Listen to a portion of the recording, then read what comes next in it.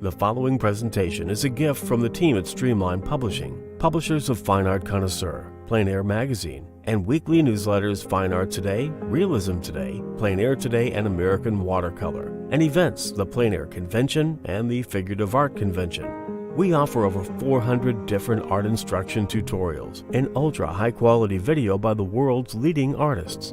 If you like what you see, help us support our artists and our team with your purchase. Each video aired has a special discount code for today only in the comments section with a link to the video offered.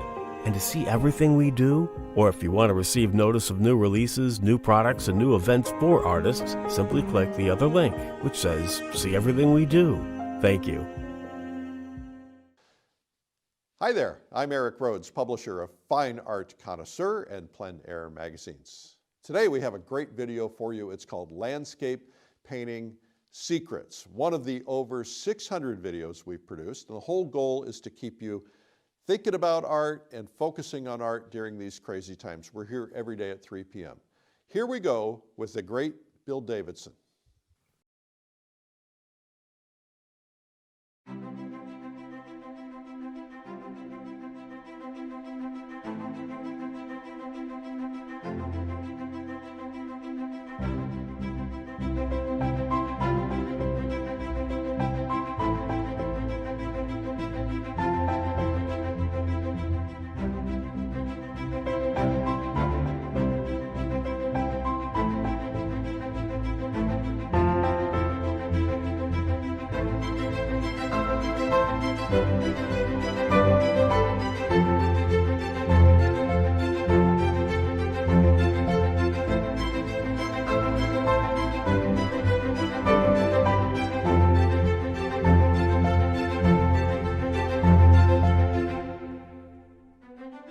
Good morning, I'm Bill Davidson. I'm really excited to be here. I'm going to work on a process on how to paint clouds and skies, but it's more importantly going to be about the process, and we're going to come down and bring it into a marsh. Now, one of the things that's always fun to me is that you try to keep it excited and try to keep it moving. One thing I'm going to do throughout the entire process is I'm going to talk an awful lot. I always say this when I'm teaching a workshop, that if I can get people to understand what's going on, or kind of get in your head. I hate to say that, get in my head. People don't generally want to be there, but where you get going with the point of view of understanding what's going on. For me, watching somebody do something is one way of learning. Getting them to talk about it is a second way of learning. But when you combine it, studies show, and they're pretty scientific studies show, that all of a sudden your retention of how to deal with things is really a much better scenario. As a matter of background, I'm a recovering trial lawyer, if that helps at all. And so I kind of tend to talk and communicate while I'm painting. And I really want to convey as much as possible the decisions I go through in my process to make it work. I've tried to simplify the process because I've learned that what we all need to do is when you talk to people in workshops, they won't really say, they go, "Oh, I quit painting," or "I won't do this because I really don't know how." So the key here is to really get out enough knowledge for people to go, "Oh, I know how to do that," and to feel some type of sense of accomplishment as you're going through it. Art's a hard thing, and there's a lot of processes out there. I try to keep it really simple. I'm going to try to talk my way through it. And I'm going to use demos of things that I had painted so that I'm not trying something new on you for the first time. Okay, I want you to understand that what I want you to do is just feel your way through, listen, and try to do these type things, and at least try it a few times. If you don't like it, find something that you like to do with it, or just change it a little bit. I had a great guy, a great artist, Ned Mueller, tell me one time, if you did tonal studies, it would really help you. You'd grow a lot faster. And he was basically saying value studies. For me, I know I don't like to pencil draw. I really love oil paints. I really love the way they move. So I just had to shift that to me doing warm tonals before I paint. And I find that if you do that, it really helps your painting process. Everybody's really good with something. In other words, you can be really good at values and shapes, or you can be good at color. But I've never seen anybody in over 100 workshops that really has all three of those naturally.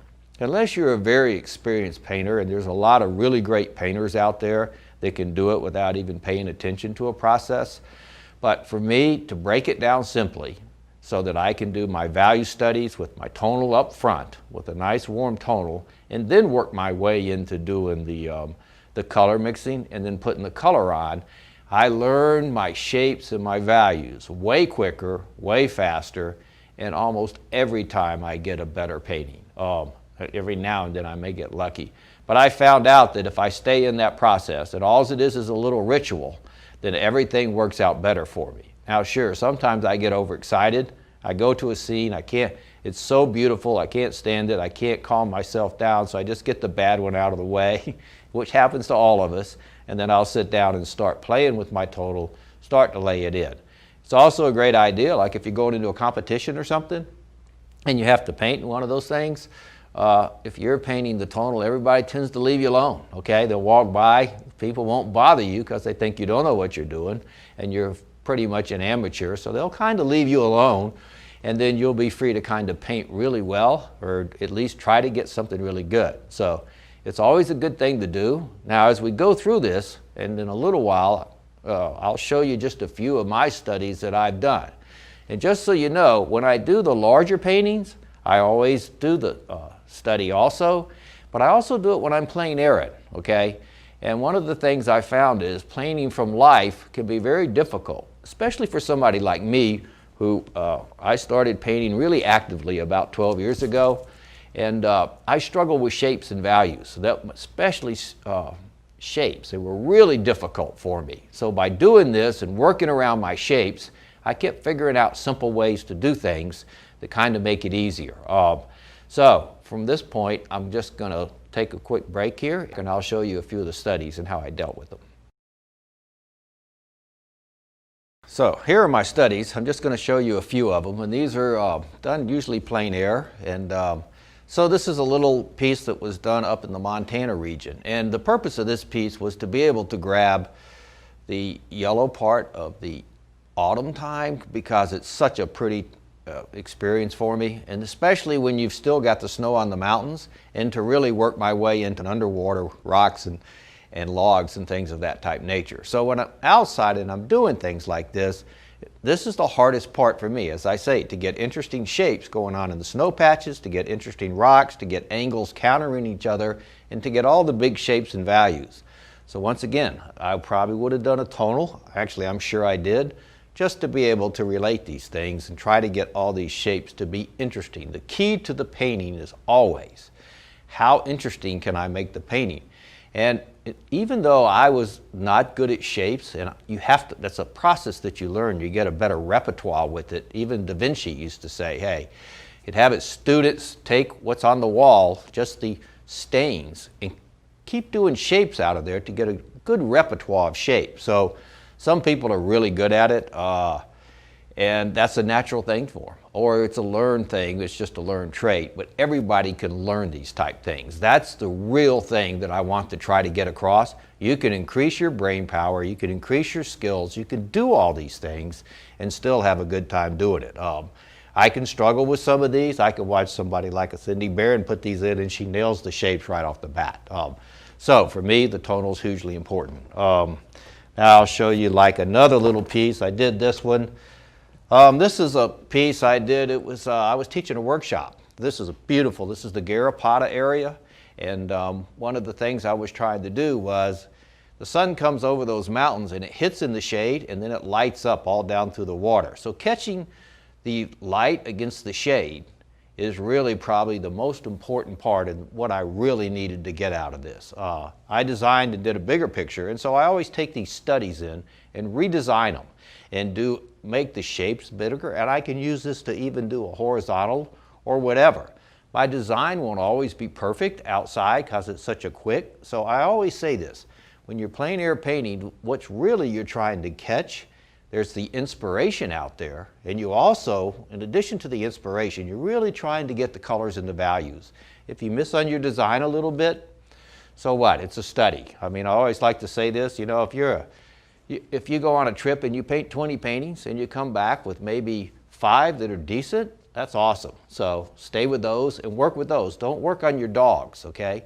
I don't know why we all want to fix those, but go with your good ones and it gets a lot more fun. As I keep going here, here's another little mountain piece I painted. This is up in Moran Valley in the Rocky Mountain National Park. This was just painted about a month ago. It doesn't have any varnish on it or anything, so it's still a little rough. There's probably a few touch-ups I could do. It was an interesting day. That really good artist, Michael Lynch, I don't know if y'all know him, but I would look up his work. He was painting that day too. He really got a beautiful piece, and what I really noticed about the way Michael paints is this. And he talks about it, it's getting like a poem, or just the feeling and the experience of that day. How do you get like some type of visual rendering of a poem of what the experience was like? So that becomes one of the things that I just really find important. Then I have, so if I go back, I can go back to Garrapatta again. This is like a 12 by 24. Another shot, and it's because I love this area so much, and when you're teaching a workshop, it's so nice to be out there. So just picking up the light to shade against and the way the atmosphere moves back. So I use these to create bigger pieces. So this could go to like a 24 by 48 or something like that. And just so that you're in the scenario where you're thinking this way, once I have this and I start to build a bigger painting, I can redesign the shapes again. I'll always do my tonal first. That way when I go in, I'm pretty sure my shapes are going to be good and everything's going to be, it's a lot easier to put that color on when I know where I'm going. So as I go, and they come in all sizes. So this is just a smaller piece, a quick piece I did of the Tetons. It was a fall time, and I was really just trying to work on the atmosphere and catching a few things like that. These are really kind of fun to do, but these are valuable. So they're really kind of the type of thing that you can use later on. This was just one I did at the Olmsted Park, had all those painters in there painting a big event in Atlanta. I don't participate in it because I kind of act as a little bit of a help to them. And so what I did here was we went down and there was a few painters down there, and I just did a little painting from down in the woods. It's just a fun little thing to do. Took about an hour and a half, and the really fun part was there was a bunch of artists down there laughing and talking, and just Colin Page was down there, Regular Rock. So it was really a fun type scenario. I'll show you a little bigger painting that I did. This is, and this will be what we're going to get to this now, because this is going to be what we'll be working off of today. So this is a demo I did, and I had it shipped in. I hadn't seen it since I actually did the demo. So I'm going to use this demo, and what I did was, because I was demoing in front of a bunch of people, what I did was I went out the day before and I grabbed a couple of cloud studies just to get the atmosphere and the colors. And I never finished that painting because a storm came in. So when I got ready to use that demo, I had this little piece about probably 11 by 14, and I just used it to get my colors there. So this painting probably is not really totally brought to a finish yet, but I'm going to use it as my study, my color study, because I'm a firm believer in this. You can't paint colors accurately unless you're outside or you have a study to work off of. If you're trying to make up studies, it's very, very difficult to do. Okay, so that takes care of a few of these studies. So now we'll get ready to get on with the process of my process of working my way through how to actually get some type of painting.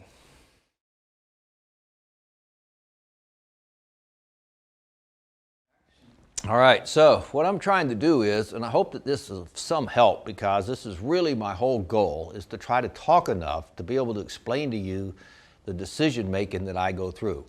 Not that I've been around some really good painters, and I've watched them and listened to them and kind of learned from them and been able to kind of figure out a little bit about how maybe their mind works in a certain decision making process. The great thing about all this painting is you never get there. You run into somebody new, you learn something new, keep it fresh. It becomes really fun. So you go from novelty to nuance.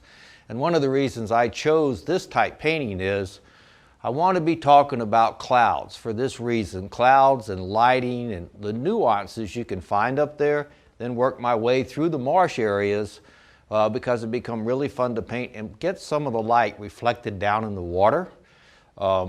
But it'll be interesting just because the clouds always move. So this is one of the funniest things that happened to me. I was teaching a workshop in Macon, Georgia, great group of people. And they were going, okay, when we're going to have the cloud demo. Beautiful clouds were coming by all day. Everybody got set up behind my car. I got ready to do the demo and looked up in the sky and there were no clouds left at all. So one of the things that you always have to do is, I firmly believe that making up your shapes, being able to create the shapes, is when you really see an artist start to move to another higher level. So when you're teaching the workshops and you go, the clouds obviously are not going to stand still. So being able to teach people how to make their shapes up in the tonal is one of the greatest learning experiences, because a lot of the things need to be designed, and clouds, running water, things like that are perfect opportunities to step in and design. So when I get into something like this, and what I've done is I'll be working off the color from that other painting, that demo that I did. And what I'm going to do is, I took there's a couple of apps out there. And this is a fun thing to do. This one's called Art Set Pro. And what I did is I took a picture of the painting that I had there, and I went in and I just redesigned all the shapes. And you can do this having coffee in the morning, whenever. But it's not copying anything. What it's doing is training you to redesign and how to play with your shapes. The more interesting you can make the shapes, the better off the painting becomes. And it's your design. You need to make them up. So one of the things that you need to do is, this is a great way to learn how to change an edge on a shape and make a better shape. So usually when I'm almost done with the painting, 80 to 90% through, I may take a picture of it and then actually throw it up in Art Set Pro, and I'll start playing with the shapes to go, what if I move that over here? Does it make it a better painting? It's all about the painting. If I move this over here, if I move this farther out? It's always interesting to me in a workshop, if I'm playing with things like that on a big canvas and people are watching, if I change a shape and I go, is it better or is it not? Everybody will always, almost unanimously agree that that's a better shape and that therefore it made a better painting. So doing these type of things, now look, you can get carried away and you can be in there forever. You could change shapes for the rest of your life. At some point you just got to stop and move on. Perfectionism's a killer. So if you're trying to be perfect, it'll just almost keep you from painting. There was a great study they did one time where they told one group of students to paint everything from just a whole bunch of paintings, and then they told another group to actually paint one piece and make it perfect. The group that painted more paintings and didn't try to get it perfect came up with a better painting. So, but this is kind of how I work my way through it. So what I'm going to do is I'll be using this because I now have my shapes, and I want you to see why I dealt with them. And as long as the shapes are interesting, it'll start to make a good painting. So what we'll do is we'll start to throw up some paint here. I'll show you how to do my tonal, how I do one. And then, it's always fun to try to paint along. So I noticed one time, I used to play golf, that if I watched the pros on Sunday and I went to play golf during the week, all of a sudden I played a little better just because I was watching their type strokes. Now look, we all have our own style. And you can go to a teacher and you learn a few things and you'll look like them for a little while, but everything becomes your own, okay? As long as you're not copying identically, it will become part of you. And so as you go to workshops and you meet people and you continue to learn, every little part you start putting it into your own. But it's very difficult. It's almost like your signature. Your style kind of finds you, and when it does that, it's interesting. I never tried to develop mine, and most really good artists that I've run into, they didn't try to develop it. It just kind of came to them. So I don't get too worried about that. I mean, somebody told me one time, they said, I tried to copy your stroke. They said, I can't do your strokes. You're not supposed to, and you never will. So the great thing about this is you don't have to worry about it. All you have to do is paint. You don't need to be sitting in a room one day for 3 hours going and figuring out my style right now. Whatever you'd love to paint is the first question, and how you'd love it to look. If you can get to that, then everything's going to come to you. So what we're going to do now is I'm going to move this over here, and we'll throw up a canvas and we'll get started. We're going to go ahead and start to lay this out. Now, one of the things that really gets fun here is I'm going to try to keep on talking all my way through this thing so that you understand it. And you may get tired of me talking, but it's one of those things where when I was really trying to learn, I was going, please talk, please talk, please talk. Because I think if you can figure out what's going on or why those decisions are being made the way they're being made, then at some point in time, I mean, with a lot of practice, all of a sudden you get to the point where you can do it, okay? At first, it's not as easy. It's always interesting to me when we're painting a marsh and we're in a workshop and we'll design some type of unique marsh and the water running through it. A lot of times you can see why people struggle with shapes. It'll almost look like a road running down through there. And that's just at first, because like I say, I was probably the worst starting painter that ever started. And so it's all learnable. There's no magic fairy dust that they sprinkle on you that goes, oh. So the great thing about that is it's all within your control as long as you stay excited about it and keep going. So I'm all excited because I get to paint. And so I'll be here getting to lay this out. Now the first thing probably that everybody wants to do, and people approach this differently. The reason I'm going to do the tonal, once again, is to lay out my shapes, get my values in there. Now look, one of the nicest things about this is I've had people in workshops paint an incredible tonal, just gorgeous. And it looks, you know, it's just like doing a black and white TV except in warm. And they go, I don't want to ruin it with the color, and I'll tell them just to put Galcid light over it or something like that, let it dry, and then they can put the color over it or if they want to, or just start with another painting. So the first thing I'm going to do, and I'm going to try to talk about this from the point of view when I'm outside and also inside. So if I come back to here and I go, okay, the first thing I do usually when I'm outside is I'll go in and set my horizon line, which is fairly simple. You just hold out right at your eye level and you'll be able to set your horizon line kind of close to where I'm headed, okay? Always start real thin because one of the biggest problems with color is if you keep painting over and over and over it, it starts to get all grayed out and muddy. And mud is just an inaccurate temperature in the wrong place.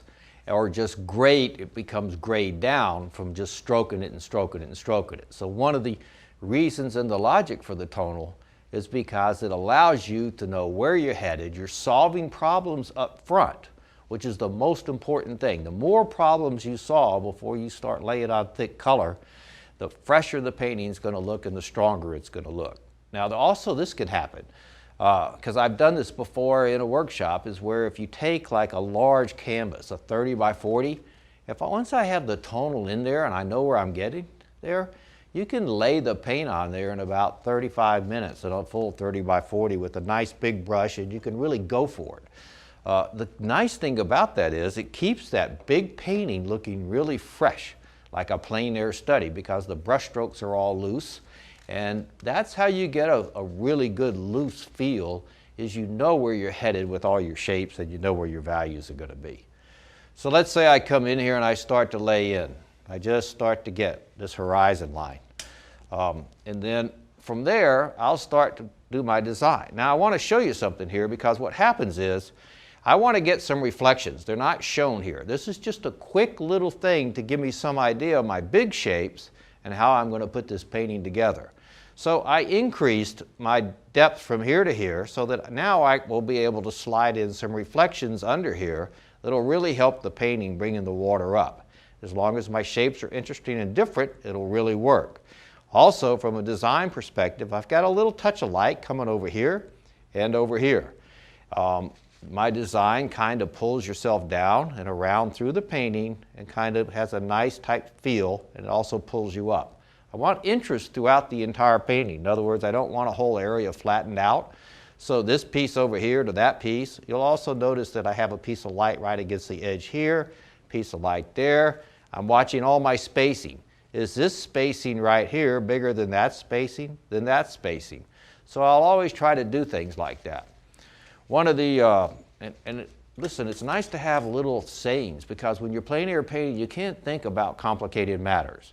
And from a design point of view, you just have to look at things and go, a lot of times, painting rocks and stuff like that, and painting clouds, it can be very, very complex, and you can get hung up in all the little clouds.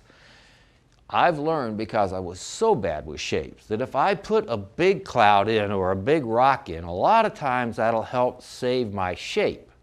And that'll help me a lot from that perspective. So if you're getting a problem and you got a bunch of little things, and you know, all this stuff is corny, but it's true. If you know that you're looking at your living room or whatever, and there's no couch in there, it's just a bad design. So sometimes this big shape will come in and help you. So what I'm going to do is I'm going to get this in here, and I'm going to start paying attention to my shapes. If that's close, as long as I'm nice and loose, I can throw in a little bit of color here.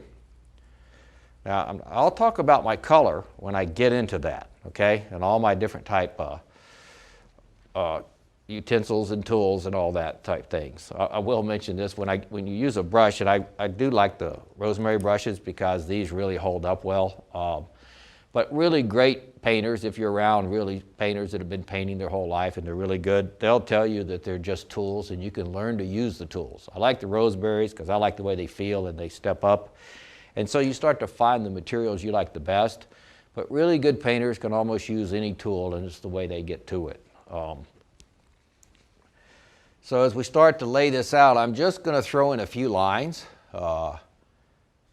So I can get some idea of where my lay-in is. Now look, some people are line drawers and some people are shape people. They see better in shapes. I like to use you figure out what works for you. I like to use a little bit of both, because all I have to do is try to work my way towards this stuff and make sure I've got my lines and all my negative spaces lined up good too.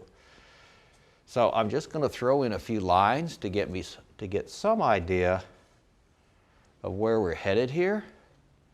And then I actually see better with shapes.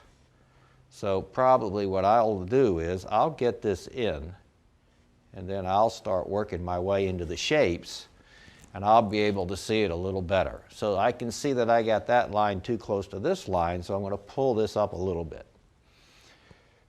This is a little bit closer down here. This is a big, and I may be a little low, but I can fix that as I go. So I've got some idea of where all this is headed. And if you've ever done that drawing book with drawing on the right side of the brain, you'll know that it's just an idea of you're not talking about clouds or shapes or anything like that.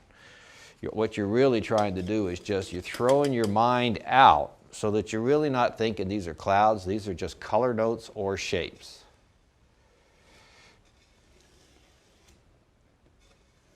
I have a tendency to get paint everywhere. All right, so as I start to go here, now what I'm going to do is I'm going to start to stay in my midtones, okay? So I'm going to stay kind of close in values. One of the things about skies is it's just so light that what you want to do, a lot of people paint them too heavy. So get really careful that you keep your values up nice and light, so what's down here actually becomes heavier and sits on the ground plane. So if I start to throw in some of these things, you don't want to get anything too thick like I just did. So look, it gets very easy to do this, to get these things off. Make the line. All lines should be interesting. So that line was a little bit stayed because I did it. And so all I'm doing now is getting in a couple of more lines so I can see where I'm headed. All right, so if I pull this up, so what I'm doing, these are at the same spot. So what I'm doing is I'm pulling this up a little bit. And what that's going to do is offset so this one moves back a little more. Once again, this line here is going to be a little bit bigger here. I'm watching all my spacing. This line's coming in here, right where that, I'm trying to leave that space there, because what I'm going to do is I'm going to pull in the light from this cloud and reflect it down into the water. Okay, so now it's very easy. People can very easily get lost. So what if I'm out there this may not look anything like this. It may look entirely different. What I'm doing is I'm working my way into a design. I'm going to switch to a bigger brush now. All I'm trying to do is work my way into a design that's going to work. And I'm going to design whatever landscape's out there, unless it's something like, if you're painting something where you want it to look kind of reasonably like the Tetons or something, you just pick the salient factors, okay? Go for the big things, and then don't get too worried about it. Because what happens is, especially on a mountain painting or something, the shape of the rocks are going to change like every 10 minutes. So the shade's going to be missing. And so what's going to happen is, it's just going to change, and all the shapes are going to change like every 10 minutes. So you still have to design everything. And once you start to figure that out, your paintings, like I say, everybody gets really better when that happens. Because all of a sudden you can do that. Now, I'm using, I can wipe out. One of the things that I found is, because I'm not great with the shapes, wiping out the lights, especially on a big rock pile or in the clouds, is really helpful for people that struggle with their shapes. So if you're one of those people like me, where that's a real problem, then being able to wipe them out really changes. Now, as I go back, I'm going to get a little bit lighter. And I'm just using warm colors, okay? Anything to me that's warm right now, because if I've found that warm paintings tend to be a better feel for me. I like them better. They also tend to sell a little better. And so what I'm trying to do is, if anything shows through on this canvas once I get going, I want it to be a little bit of warm. I don't want it to be a cold color, because I'm trying to get close to a landscape that's going to actually be something that I can recognize. Now, as I start to go, I'll just keep playing with all this. Now I'm going to get really light. Because once I go from down here and I go up into my sky area, okay?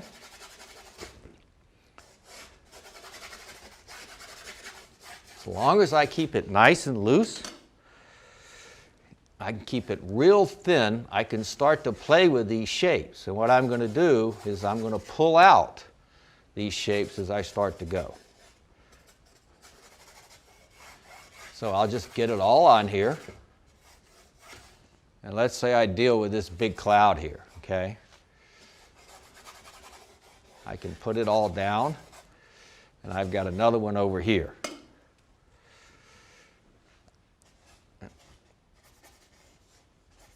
Now, one thing I've learned, because shapes are so difficult for me and so hard, that what I've learned is I don't have to redo, and I think let me explain this. I think the reason for that is this.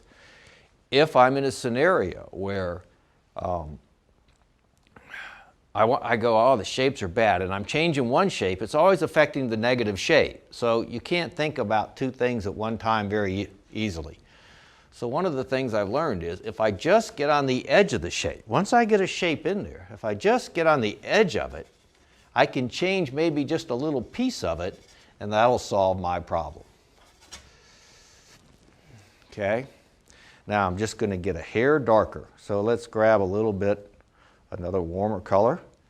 Once again, I'm staying all in warm. The underneath of the cloud. There's a great drawing landscape. It's a book, all these books are on my website, but it talks about drawing the landscape, and the guy does a really good job of laying out designs. I can't remember the name of the book, but I can tell you this, if it's one of those things where it's on my website and it's easy to find, it's a drawing book, and it's about drawing the landscape. So it's very nice to read things like that, because the guy did an incredible job of talking about how to design a real estate. And you know, of course, you can add that to all the Carlson books and the Edgar Payne. Edgar Payne's a little obtuse in his writing, because I don't like it when people use big words to describe the painting process, because it's very difficult to remember.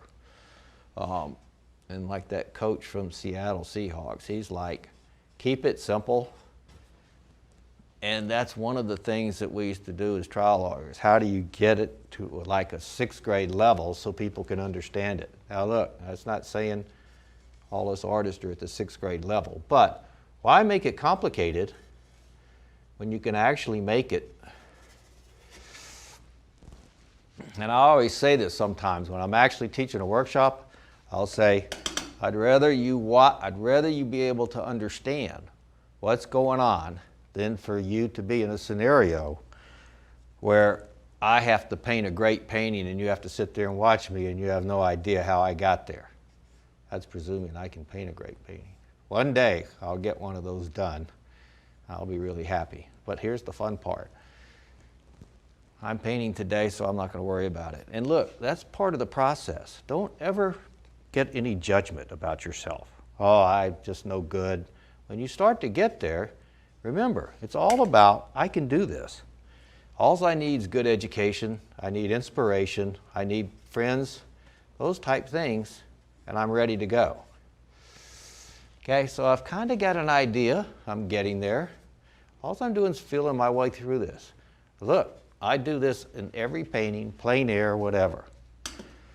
And it's because, here's the funny thing, if I raise even my horizon line, sometimes it just totally affects the painting for the benefit of the painting. Now the blue sky, a lot of times, and look, these are just guidelines, okay? When you're out there, and you can paint the exceptions. People go, oh, well, that's not always like that. So they go, it doesn't make any difference. You're not looking for the exceptions at first. The more you can get the nuance, the better you get. But at first, you need to get what's really going on, okay? So what I'm going to do is, the blue, a lot of times, in the sky, will be close in value to some of these midtones in the clouds. So it's a temperature shift. Now, I had an interesting conversation the other day with Michael, and it's funny, with Michael Lynch, that about, everything needs its own shape. So the funny thing is, when you're teaching a workshop and you walk up to people and you go, you can tell right where they got lost. It's almost so easy to do that you can just walk up and go, okay, this is where you struggle. And they'll go, how do you know? And you'll go, well, you can see it in the brush stroke. You can see that the shapes are all fuzzy. All kinds of things start going on there. Now, all I'm doing is covering in the blue. And look, I'm training my head to be thinking about these problems before I get into really putting all the color on. So now I'm just starting to lay back in some of the blue areas. And I'm going to use the rag to pull out my lights. How I get this on, and this is funny because I like to say this, get all your licking out of the way now.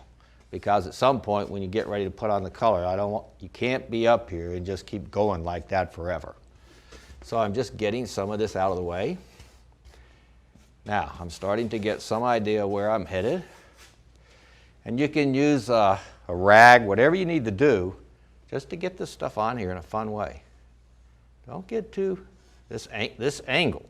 Always think about this. As I'm designing, all my angles are really important. My stronger angles are always up here in the sky and down here. As I get closer to the horizon line, everything levels out. So it's easy to go stronger angles top, stronger angles near the foreground, and start to level out.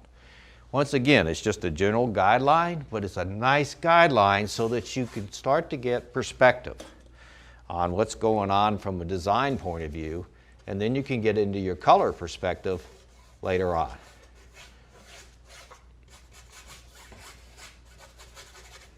And so what I'm trying to do in this demo is I'm trying to teach you how to kind of stay with a program where you can figure out the general basics and then work your way back in.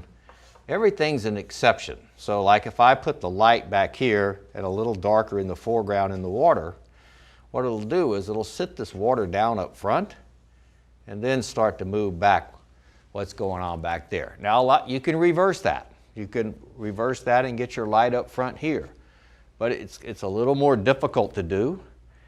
And you can do that. And look, there's a great guy that painted water, a dead guy, a guy named Fritz Thalo. Now, I'm going to go a little darker up here and just start to throw in this shape. The nice thing about this is you don't have to be dead on accurate. You can start to get this in, and then sometimes you get a happy accident. I guess that's a Bob Ross statement. You'll get a happy accident from something like a shape that turns out even better here. And so your key is to recognize, is that a better shape? So when you talk about shapes, the key once again becomes, how interesting is it?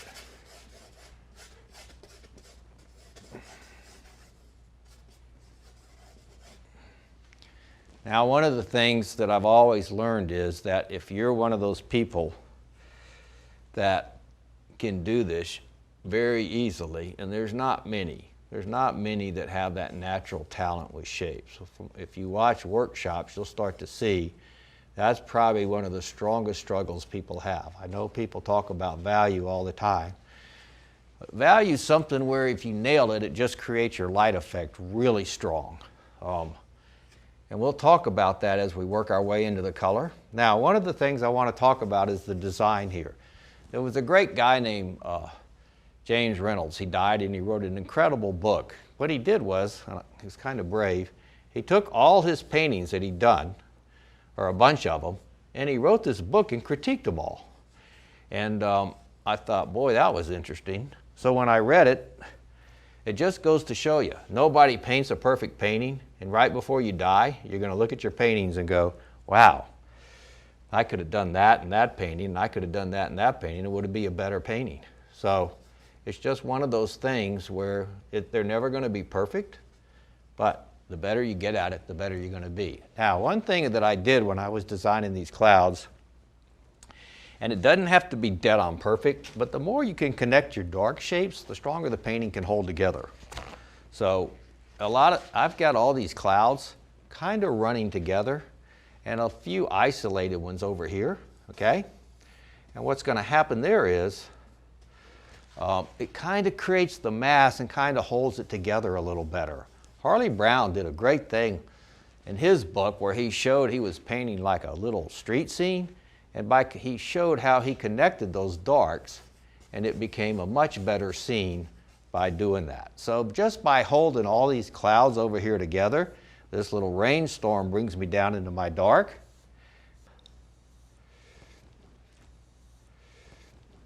So it kind of connects all that.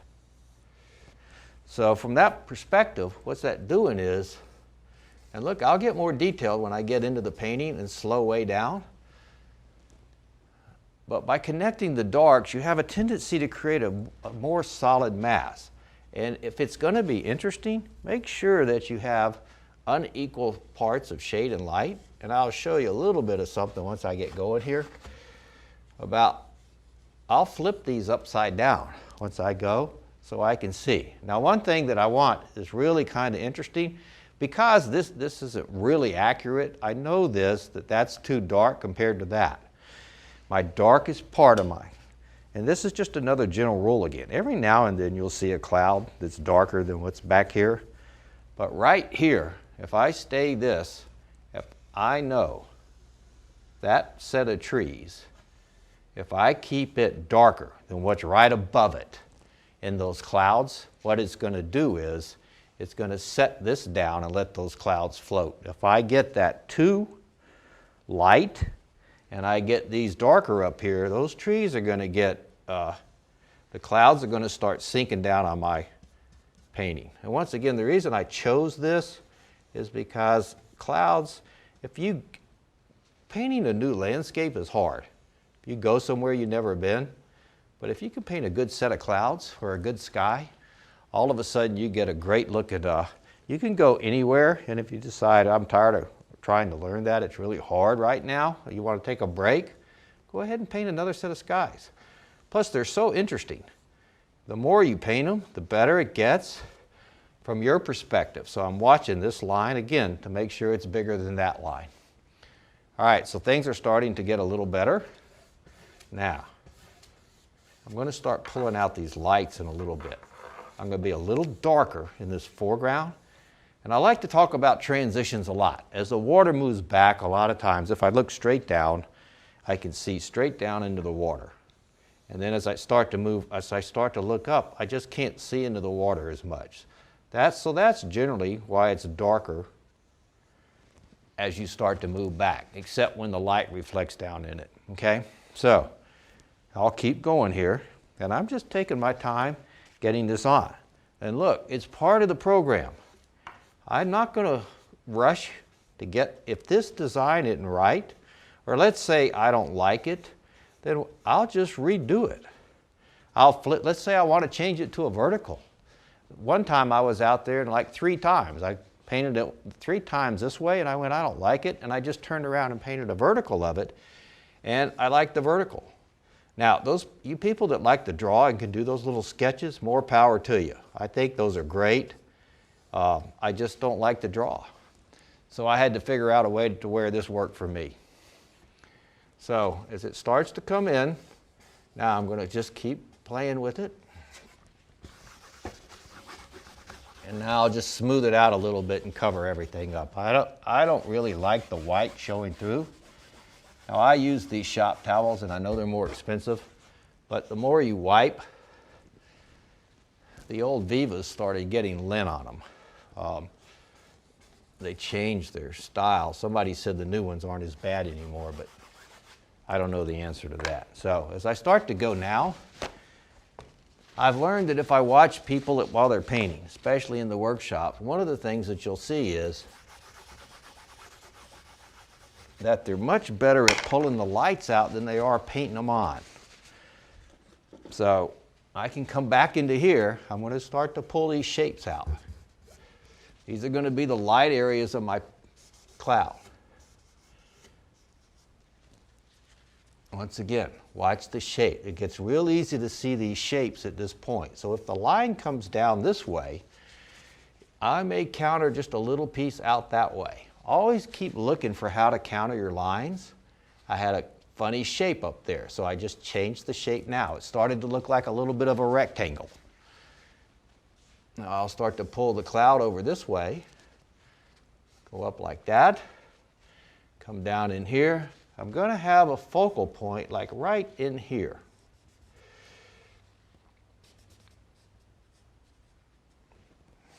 At least another area of interest. And you always think about what's your strongest area of interest.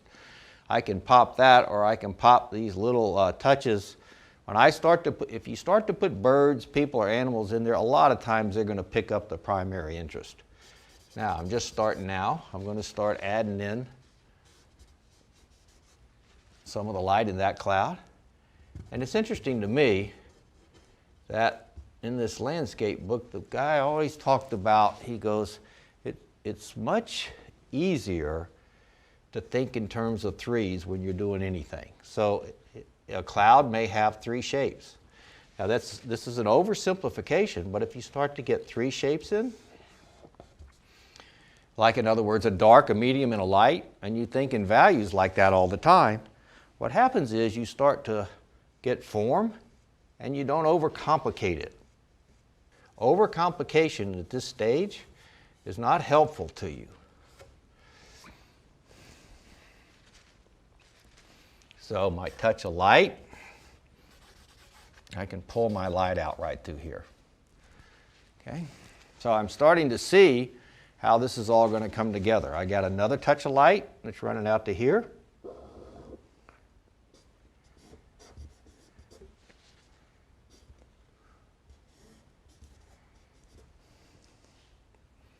Shape, a little more dark, it sits up in here. It's always interesting if you watch like really good painters, at this stage, a lot of them look like you go, what are they doing? And then you start to realize they're in their mind, they're just working their way through all the problems that are going on in the painting. How do they get a better shape? How do I do this? How do I do that? These type things really start to help. Now see, if I had started all this with color, I would have had to have been real careful. And look, really good painters can do that. Although I still think, at least for me at my stage where I am, is I still get better paintings. Even if I think I can do it without the tonal, I still get better ones if I do it with the tonal. Just works out better for me. That's a little low, and I want a little more angle to it at this stage. Now, one of the things that's starting to work is I've got a perspective thing going on here. I've got bigger clouds and stronger angles up top. As I get closer to the horizon, everything's going to start to get smaller. Okay? So, once again, if I talk about the thirds, the dark part of this cloud is going to swing around right through here. That's a little dark. My line has to be interesting again. And this line is connecting a little bit here, a little bit up in there, those type things, okay? I don't have to be dead on perfect here, but I still want to be able to get something in here that is going to be close enough, or once I start to get the color on, I've resolved a lot of issues in my head, and I worked my way through this.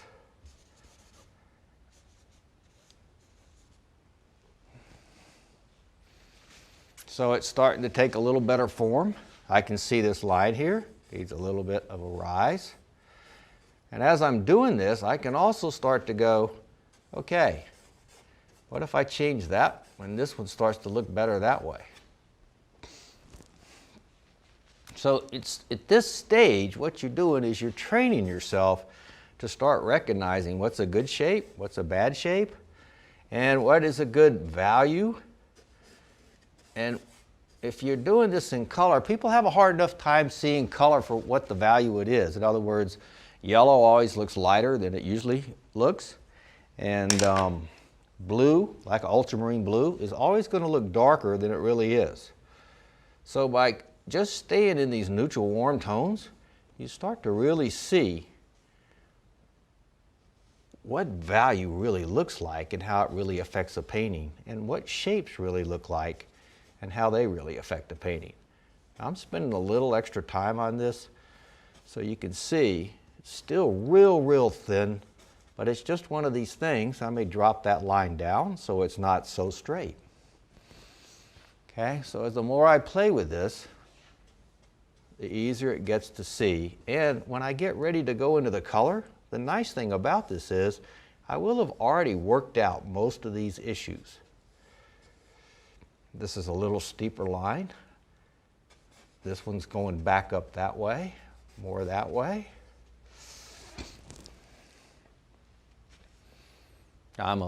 Should be a little bit darker here, just a little bit.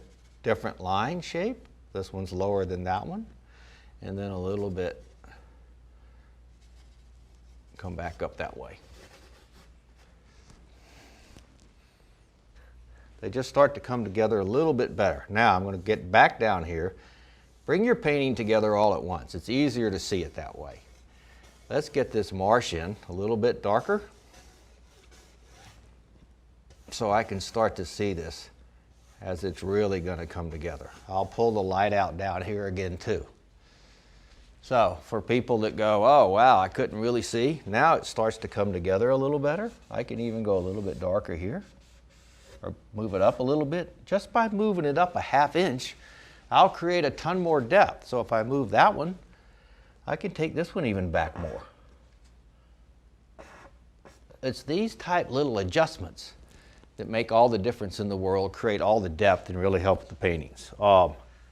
It's interesting to me when you're watching, like, so if this line goes a little darker, and then these are my trees, if that gets a little bit darker, then I know this. I know my ground plane is a little bit lighter than my verticals. So this is just going to be, all I have to do is start pulling out the grassy area and leave those trees back there a little more straight up. And I'm trying to keep this very simplified so that it doesn't turn into something where, if you look, people get too complicated too fast. I'll see a really simplified painting that's just absolutely gorgeous. And then I'll turn around and go, look at that complicated. One of the great examples of that is the Booth Museum in Cartersville, Georgia. It's a big Western museum. It's actually incredible. And Howard Turpning's one of the, they've got several works of Howard Turpning. And if you go in there, and I've taken workshops in there before where I take the class in and they let me take a pointer. You can stand in the middle of a room of that museum and point out and turn around and look at, there'll be like several paintings in there, and all of a sudden you'll see this one painting of a Howard Turkney. His value masses and simplified shapes hold together so much better that you can read it across the room. So there's the impact. That's the entire impact of the whole painting. When you start to see stuff like that, you go, wow, that's what everybody's talking about. The values hold the painting together, and if it gets too complicated in the value shapes, the painting's going to be it's not going to hold together from a distance. And what you want is when somebody walks into a museum or a show, you want them to see your painting from across the room and go, wow. And then when they come up to it, to see all the interest that's going on. So that holding the values together is really what's keeping the paintings nice. And that's why this becomes so important to somebody like me who has such a hard time with shapes. Okay, so it's starting to come together. And I'll keep playing with this just a little bit more. Now what I do is, I think people always keep working too hard. So I'm one of those persons that once I get this on here, I'll take 5 minutes, I'll come back and reevaluate all my shapes before I get started with mixing the color. Now I'm gonna start to clean up a few of these lines just so I get a little more idea where I'm headed.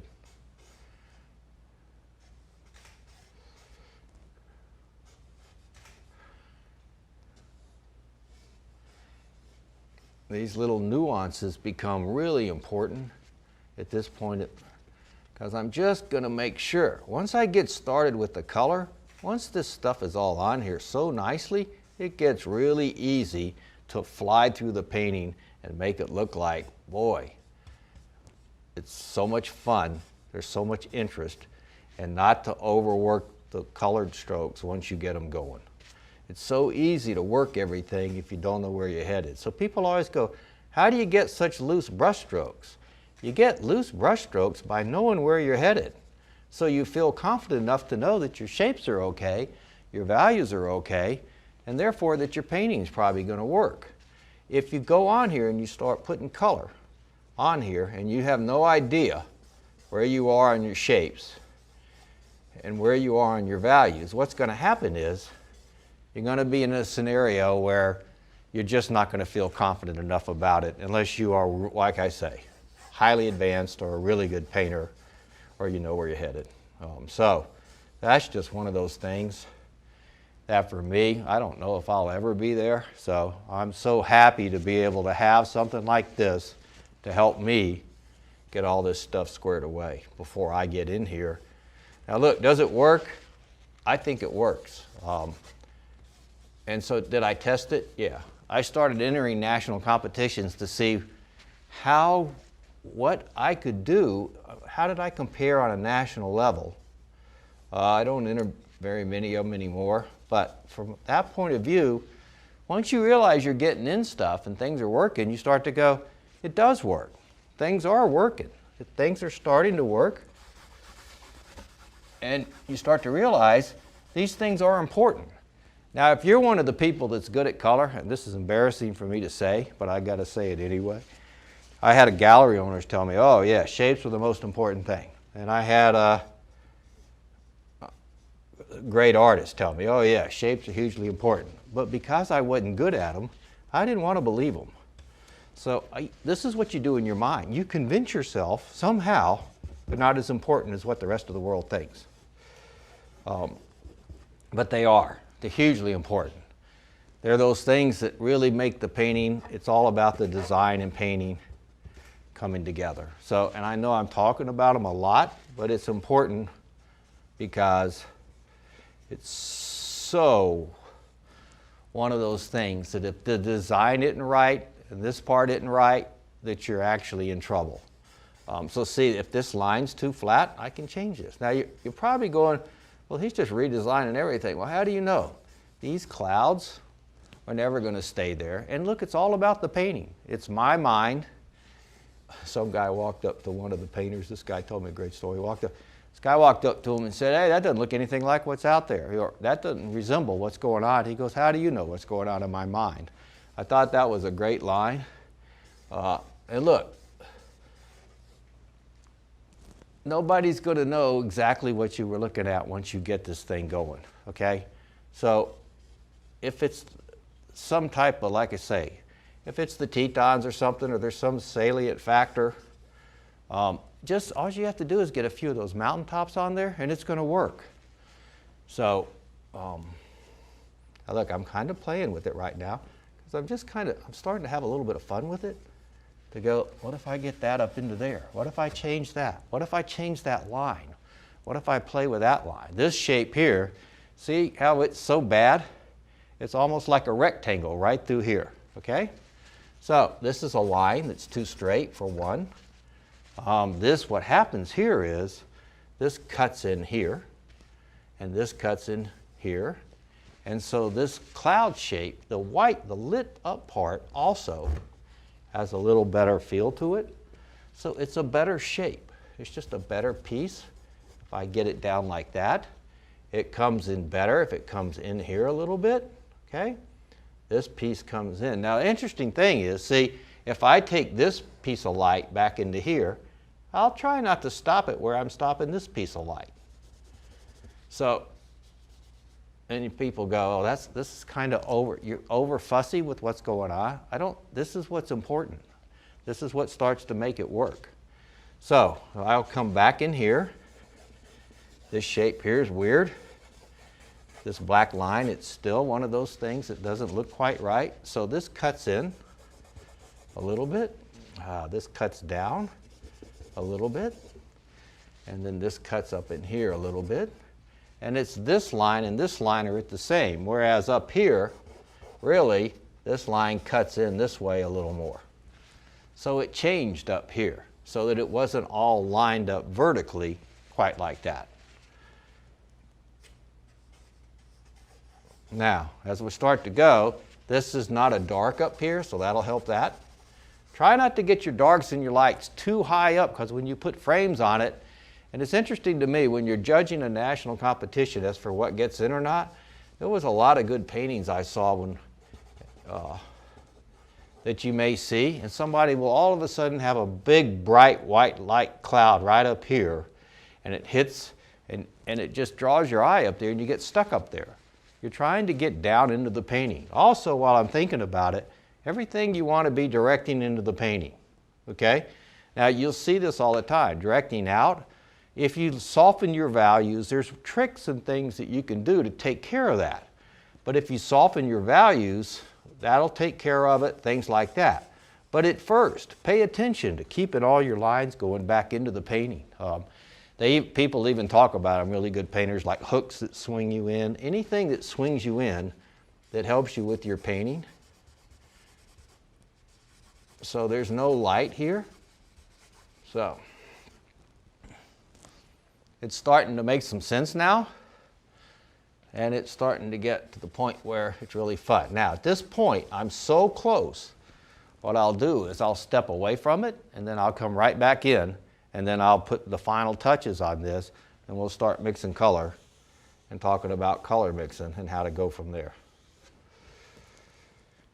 Okay, so what we're doing now, we're just gonna, I kind of like to I took a quick break, and I want to get some fresh eyes on this, so that I just, even if I have to walk away for 3 to 5 minutes and go bother somebody I'm painting with and really trying to bother them about how their painting's not going to come out and they've got a bad design, then I'll come back over with some fresh eyes. It's really fun to kind of play with your friends and just mess with them a little bit. So what I'm doing is I'm looking at these two lines. I'm going, okay, make sure this one gets a little farther out, okay? I could maybe move this over a little bit. Now, as you noticed, I've gotten rid of my design, and if I'm plein air painting, I won't have my iPad or anything like that to work from. So I'm going to move this over just a hair, just to kind of slide me over a little bit closer, okay? Because everybody knows the things about focal point here, here, here, here, and how you lead your way into the painting. Most Americans read left to right, so what they want to do is move in. One of the probably best focal points sits right up in here, but you'll get bored doing it and you want to change things up, and so you'll move them to here or here or here. Even if you can center them, and you can do all kinds of things there to force that to look good. And look, sometimes when I see them centered, it's incredible. But I also may take a painting where it's centered, and if I move that focal point around, if I pull up it still looks better in one of these offset areas. Like I said earlier, all my trees at first looked like the Supreme Court building, so they had no interest to them. The more interest you get in the painting, the more variety, unless it starts to get too confusing, you can overdo it. But my experience is most people just don't get enough. Unless they're playing down in these reeds or something like that, it tends to get way complicated. So now let's just start to put in a little more, just a little more interest, so I can start to see. So if I get this in, what if I slide that out? Now I get to play a little bit. I get to go, now I'm leaving a little bit of room for reflection up in here. Now, remember, if we talk about this, in the landscape, the light source usually almost always comes from the sky. So if you're thinking about the Carlson book and those type things, it's just real easy to remember. Trees are vertical, so this would be almost simulated tree, okay? So they're darkest part of the landscape.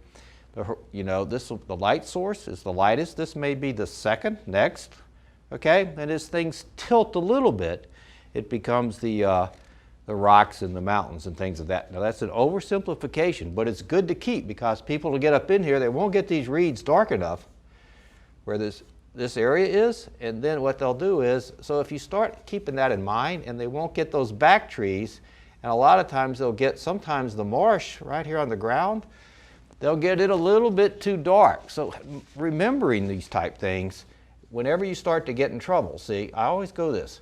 If I get in trouble and something's not working on my painting, so see I got that a little too light, what I'll do is I'll think back to myself, what would I say if I walked up to somebody in a workshop, and I can pull myself out a lot of times from a problem that I may have that's fairly simple, I'm just missing it, okay?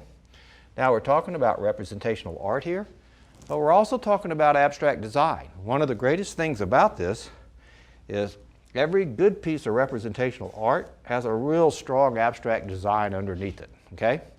So I may have a little bit of these reeds coming up front here, okay? And all I have to do is get on the edge out here and go, well, what if I don't like that shape? Now I'm not going to put a real strong dark right here at the bottom.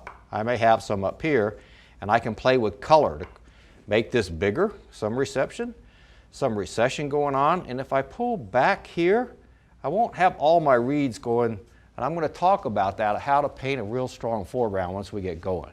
So let's say I get a little lighter right up in here, and I could right underneath those reeds where there's a little more shade, and I may vary this line just a little bit more.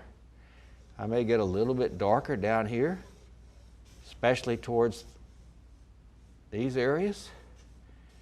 And then I'll let my light start to come right down in through here. This needs to go a little darker. And the nice thing about light is, it starts to, I can just smooth this out a little bit more. When it comes down, it's going to come down, and then it's going to disseminate out just a little bit more, okay? Light disseminates nicely. So if I'm picking up some of this cloud stuff from up here that's going to be all lit up, I'll just start to play with this. I may even go, if I need to pull off a little more, I'll get a little lighter. Because what I'm trying to do now is just get a feel for how this is really going to look once I start to get up in the painting. I had a touch of light. I've got nothing over here, so I'm going to put in a little bit of water, like right at this base, to bring you back over into here. Watch my shape again. I'll go back and play with the reeds. just a little bit more, but just make sure I get an interesting shape. I can pull that off over there. Okay, so now if I look up into my sky a little bit, everything seems to be kind of okay. I'm okay with everything. This is a little bit lighter here. Once again, the light disseminates. So right next to the light, it's going to be a little bit lighter. And then it's going to darken a little bit as it pulls towards that area of the cloud. Okay, so this section here could get a little bit darker. So I'm always watching these type things. How does my light, especially when you're out there, if this light is real strong coming right to left, it's going to be a little lighter in this cloud right through here, and then a little darker as it starts to get a little farther away. Because this line is coming down this way, I'm going to put a touch of light up in here, once again to get you some interest up here. So I countered this line coming this way with that type line. So always be paying attention to your angles, how are they working, how can I counter, those type things. Now I haven't got in here yet, and I'm going to start playing down in here. I can get a lot of recession going by making these clouds real small and getting real soft edges right down in here.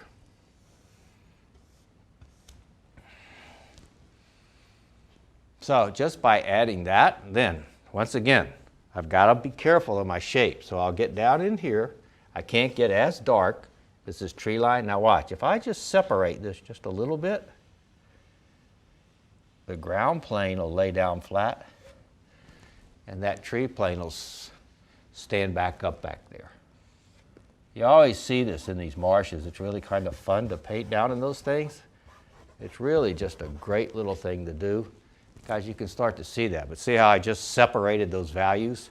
And so I come back in and I darken this value a little more. Now, what happens is once you've learned to do stuff like this, what you'll do is you'll start going, okay, I know where I am. I can get started now.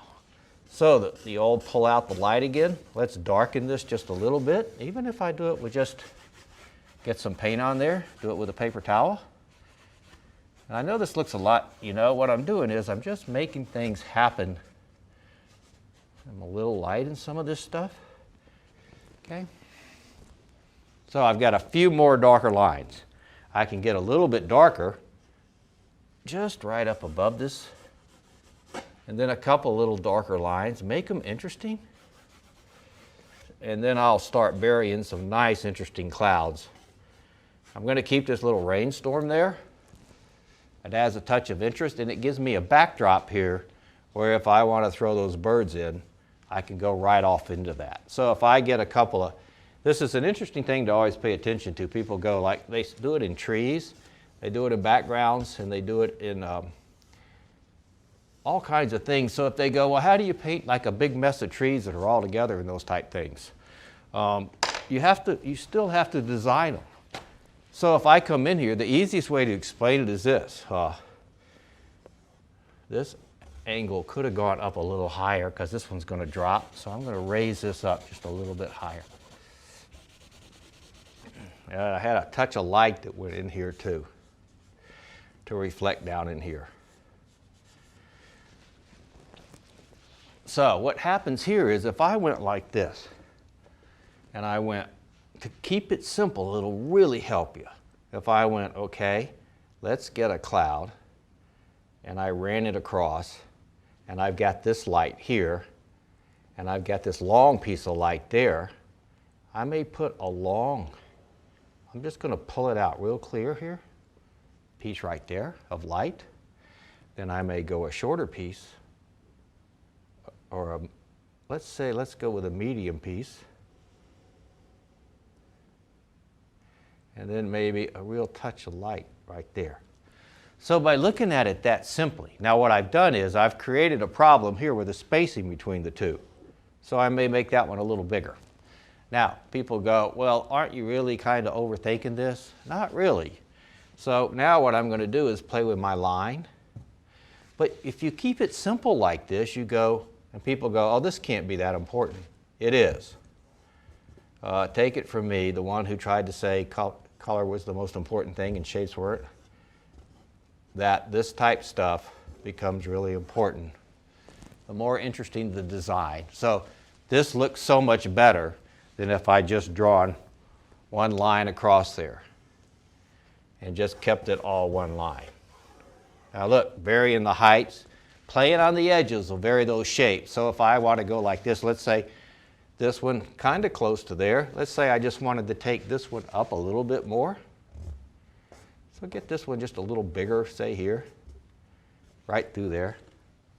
Okay, so now I've got a fairly decent set, other than the fact that that spacing, this is different over here. I've got a cloud up in here. So I may put a touch of light right against this edge, just down here, just a little cloud on this side, okay? I hate to put them here, hit this rainstorm and then stop. So all these type of things, this is what I was talking about. Is it logical? Yeah. There's a lot more logic involved in this stage, and this, to me, for people like me, this is the hardest part of the painting. But once I get going, then the color gets easier for me, and I feel kind of good about my design. This is more light up there, so this just stays nice and soft in here. Little light on that edge. So I'm close enough now where I feel like I'm ready to get started. Now if it's a big painting, I may check myself. I may take a picture of this. I may load it up on my Art Set Pro or do anything, or look at it in the mirror, anything I need to do to go, how am I going to change this a little more? Okay? The funny thing is, people go, well, you know, you can, I went to a museum show, really famous national artist, and right in the middle of his, of a big mountain scene was this huge face. And it was so obvious, it was, you know, you went, ah. So get your friends to look at these things. Get people to check them, okay? I probably got, every time I do a demo like this and I'm in a workshop or something, I'm doing clouds, what happens is I've got a flat, you know, for some reason all of us saw, you know, you did that game when you were a kid, so all of a sudden you have all these animals running through your, and I may have one here or there, okay? But I'm close enough now to where I can start my painting, and so that's what I'm going to do. I'm going to start to mix up color. I'm going to talk about my colors and go from there, okay? I'm just simplifying it a little bit. Now, if I'm outside, if I've done this and I'm painting a big painting, what I'm going to do is I'm probably going to go to lunch and let some of this dry up. But if I'm outside, I know I'm going to do this. I'm going to start to wipe it off just a little bit, just to make sure it's real thin. It's real simplified, real thin. I don't have any excess paint on here. If you're outside, it'll start to dry real quick. And then if I'm doing a great big one, like a 30 by 40 or something, I'll go to lunch, come back, and then I'll start mixing my paints. Now, one of the things people go, I don't like to mix my paints. That's a hard one, but it allows your tonal to set up a little bit. Makes it real easy. Okay, so I think I'm in close enough scenario to where I can actually get started. Now look, they have these little nubbers and stuff like that where you can go in, you can pick out. If I wanted to put the birds in and I didn't feel confident that I could do them with a good design, these little, they're sculpting tools used by, you can actually, I don't have one with me, but you can pull out where these little birds are going to go in that type of scenario. And look, I'm just doing this, you know, people go, well, that could be a little bit, you know, is that a little bit cheesy? Probably not. They're out there, okay? And the better you get at painting, the more you can play with all these things, the more you can change up things. You don't have to do the same type scenes. But for right now, especially when you're learning, if you can paint one decent set of clouds and get some nice reflections and some light going down in the water, it's a great feeling to feel that type of accomplishment. Because if you really look around and you start looking for really great clouds, there's some out there, but there's not as many as you think. And I think one of the reasons is people shy away from them. And I'll go back to this. It's very easy to paint them where you just let all the clouds go amorphous. And you just throw some light in there and you can't tell what the shapes are. but learn how to paint them where you can roll them over and you've created your shapes. It's great for you to learn your shapes. So it's just one of those things where I think we'll get the color out now, we'll start playing with it and work from there. Landscape painting has the power to inspire our deepest connection with nature, to soothe the mind, and to carry the viewer away to a place that is both sublime and timeless. As a landscape painter, you have the power to help someone feel the heat of the sun reflecting off of billowing clouds and the cool and crisp air of an autumn morning in the Rocky Mountains. Even something so simple as the swaying of reeds alongside a shoreline can hypnotize your viewer. In the all-new Landscape Painting Secrets, Bill Davidson shares a step-by-step and in-depth demonstration that reveals how to capture the raw and essential beauty of nature through oil painting. Horizon a little warmer, a little cooler in here, a little warmer up here. So it would transition all the way down, and you just keep doing this. Cool, warm, cool, warm, cool, warm. Darker, farther away from the sun, darker a little higher up, more muted as you go farther back. You could paint this whole sky even without any clouds in it. But learning the clouds, once you get clouds down, it gets really nice to be able to go out and go, I know I'm not afraid to go out there, and this thing will start to work. You'll discover how to train your eye to perceive the best shapes and values for your painting, how to use focal points to create strong areas of interest and guide the viewer's eye. I may spot a really good tree and move it over and use it somewhere else. So that's why taking photos also, it's limiting. Okay, it's very limiting. And also when you're dealing with these value finders, you're great to see the values and put them in order, but be careful because you're going to have to make the values fit to make the big shapes work. So you got to be careful with all the tools. Other than that, you'll end up just copying, and that's not going to work out for you the best way you want. Bill will teach you the secrets to painting foregrounds and backgrounds, how to capture the subtle nuances of reflections on water, and the most effective techniques for working with midtones and temperature shifts. You'll also discover how to make little adjustments that can transform a good painting into an amazing one. This transition here is a little bit too strong, so all I have to do is get between whatever that value is. There's a transitional value that'll soften this edge and roll this cloud a little bit more. If you've always wanted to learn how to paint vivid landscape scenes the way the masters do it, then this training video collection was made for you. Landscape Painting Secrets with Bill Davidson is now available on DVD and streaming video.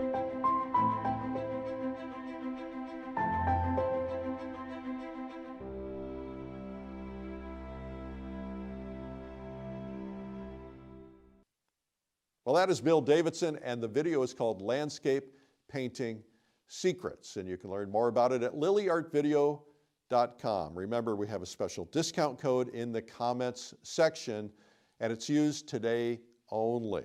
Now let's get right to our interview with this great guy, Bill Davidson.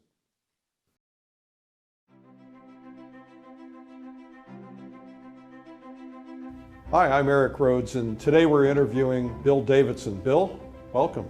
Thank you very much for having me. So you're like this overnight success. You've just appeared on the scene suddenly, and you're taking over the plein air world by storm, the landscape world. I'm sure it's not quite like that, not quite that easy, but how'd that happen? Well, I think, first of all, I'm probably not taking it over, and by far. You know, I think probably what happens is I'm willing to put in the effort, okay? So that's kind of how it all comes about. I think I really, I feel like I had a lot of really good people that helped me get, and I feel like I'm standing on a bunch of people's shoulders, and I think I got a long way to go. There's some really good painters out there. So I feel like I'm still way down at the heap and trying to work my way up, but it was really started by really good people. I think. And part of the thing is this, I think it's a matter of curiosity. So for me, I was very excited about painting, and I think you have to learn to lose your judgment. So what happened was, I was probably the very worst painter that ever started painting, ever, period. I think that was actually me. You know, I'm willing to do battle on that one. And I think it seems like people have a romance with the idea that there's some type of magic put on you and all of a sudden you're a great artist, whereas it's clearly all effort. And I was reading the other day a book called Grit, which is really an interesting book, and I like the term perseverance better than grit. But it was interesting how they said a lot of times the people that are the worst in the beginning actually learn it really well because they're really not flying through the beginning parts. But I mean, it's all goes back to that Michael Jordan thing. Those people that put, you know, they say, you know, everybody says, what a great, he did thousands of basketball shots. So it's, I had really good people too. I had a guy named Damon Carter. He was an illustrator, and I worked with him a lot. And then I worked with, I went to like 20 workshops in 3 years. I wanted to fast track it, so I wanted to learn as much as I could, as fast as I could. And I think that's part of it. I mean, going to really good people and learning things is a lot faster than sitting in your studio doing bad habits and repeating it over and over again, I think. Well, and you're selling a lot of work right now. It's working out pretty good. Yeah? You know. So there's something that people don't know about you, probably, and that is that you were a trial lawyer. Yeah, that's correct. I always call it a recovering trial lawyer, because at first I wouldn't even tell people I was a lawyer. But because, you know, people automatically you're disliked. You know, an artist is pretty well, as a general rule, liked. Most lawyers are pretty much hated or despised most of the time. So do you have a self-esteem problem? Probably now, yeah. I think anytime you're an artist and you face a new painting, I think you always realize I'm never going to get there, and so it's a struggle to always get there. So you spent a lot of years doing that, and how did you end up from something so much the opposite of being a trial lawyer to being an artist? How did that all come about? I think what happened was I hit a period where I went, at first doing certain types of the law was exciting and everything, and then it becomes more of a business and a lot about money. And I thought, I need a lot more meaning in my life. I've got to figure out a way to get it. And so I went it was funny. People go, oh, you must have taken art when you were a child. I never did. I did athletics and stuff like that most guys do, and you grow up and you're told earn a living. And you kind of know certain things, though. I was interested in different things, like interested in French, but I was made to take Spanish. I've been to France 6 times teaching workshops. I've never been to Spain. It's kind of funny how you kind of know. But I just went to a little art thing, and I got into it. Once I started going to workshops, I was totally into it. And who was the first workshop you took? A guy named Ovanis Barbarian, because he's so good. He had incredible brush strokes, and it was really just because of the strokes. I like nice, thick, textured, strokey work, and I really didn't know who to take from at that point in time. So I just started going, and it turned out to be just a great benefit. And then I happened to meet this illustrator guy, and I think people need that. You really need supportive people, and I've had them around you helping you get better.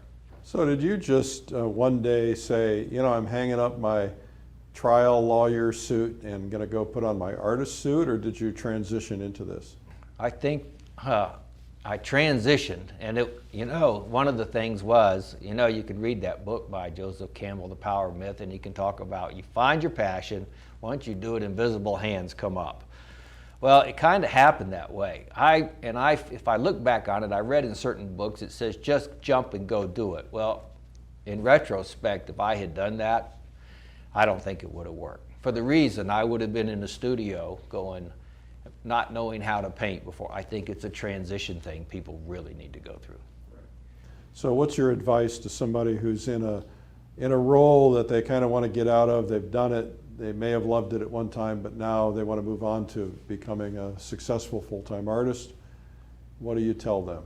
You know, I get that question a lot in the workshops, and I think for me it's pretty simple. You have to, if you've got the interest, you've got to all of a sudden set up a situation where you can get educated. I think the number one problem for people is if you teach in a lot of workshops, you find out that they don't paint or they quit painting for some reason.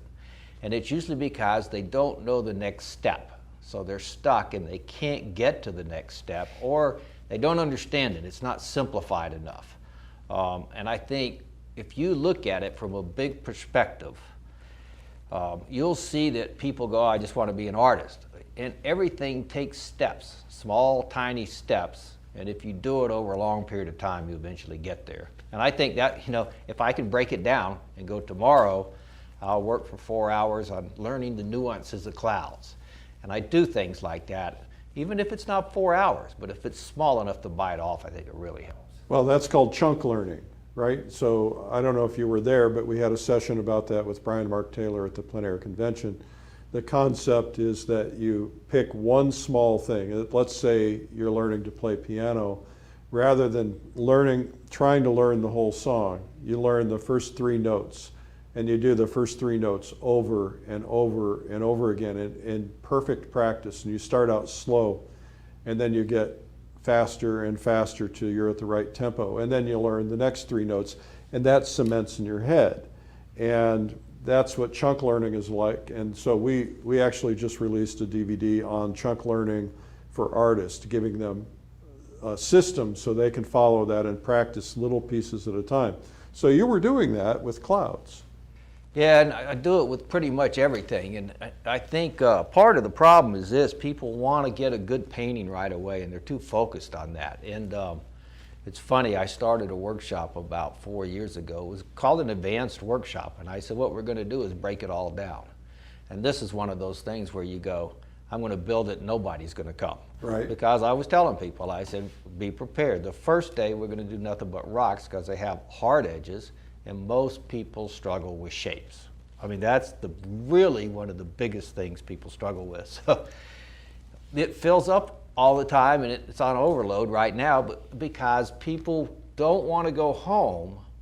And one of the good things about the learning thing is what they're trying to do, and I think the guy from Seattle Seahawks, he practices this, to teach people perseverance. How do you, once they're motivated and have an interest, how do you teach them to persevere?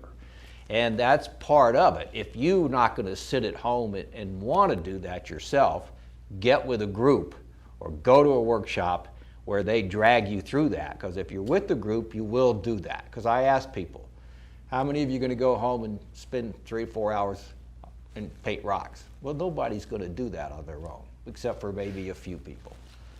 So whatever, I think part of it's getting people to do it. And I think the other problem is people don't always understand. Like when I was taking workshops, a lot of times an instructor wouldn't talk a lot. And for me, the key was to get in their head and to figure out exactly what they're doing. Or if it's too obtuse, you go, I can't do it. I don't get it. I don't understand what they're talking about. So for me, I always say this: you won't hear it till you're ready to hear it. And for the reason is this: it always turns out that you could hear it 1,000,000 times, but all of a sudden you're at that certain level where now you can get it. It clicks. Yeah. And there's a great portrait painter that was next to my studio in Atlanta, a guy named Mark Shatoff. And I go over there and take it every now and then just so I could understand what, you always want to be back at the beginner's level when you're teaching so that you can understand. So he'd tell me 5 things. Well, the first 2 was all I could get. Right. The other 3 went right past me because I was still struggling with the first 2. So I always find that interesting, and I find it very interesting. There's so much great stuff out now on how you learn better and how you get there, and the motivation part and how you help people get to that perseverance level. And I think part of it's curiosity. And you know, at the one Plein Air convention, and who was the head note speaker a year ago? George Carlson. George Carlson. He made a great statement. I have to reinvent myself every 10 years.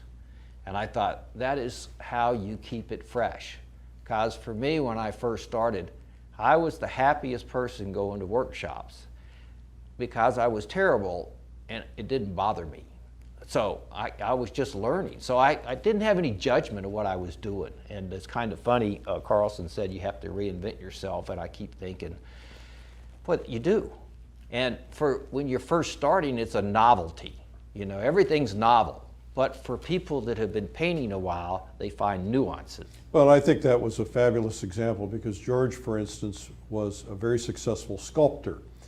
Hugely successful, major sculpture around the world that he had done at very high prices.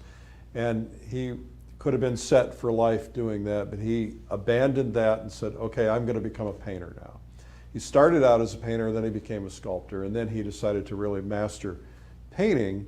And so he wasn't clinging, and I think one of the things that happens is that people cling to whatever it is they have. They cling to a job that they don't really love, or they cling to where they are because growth is scary. For some people anyway. Obviously not you.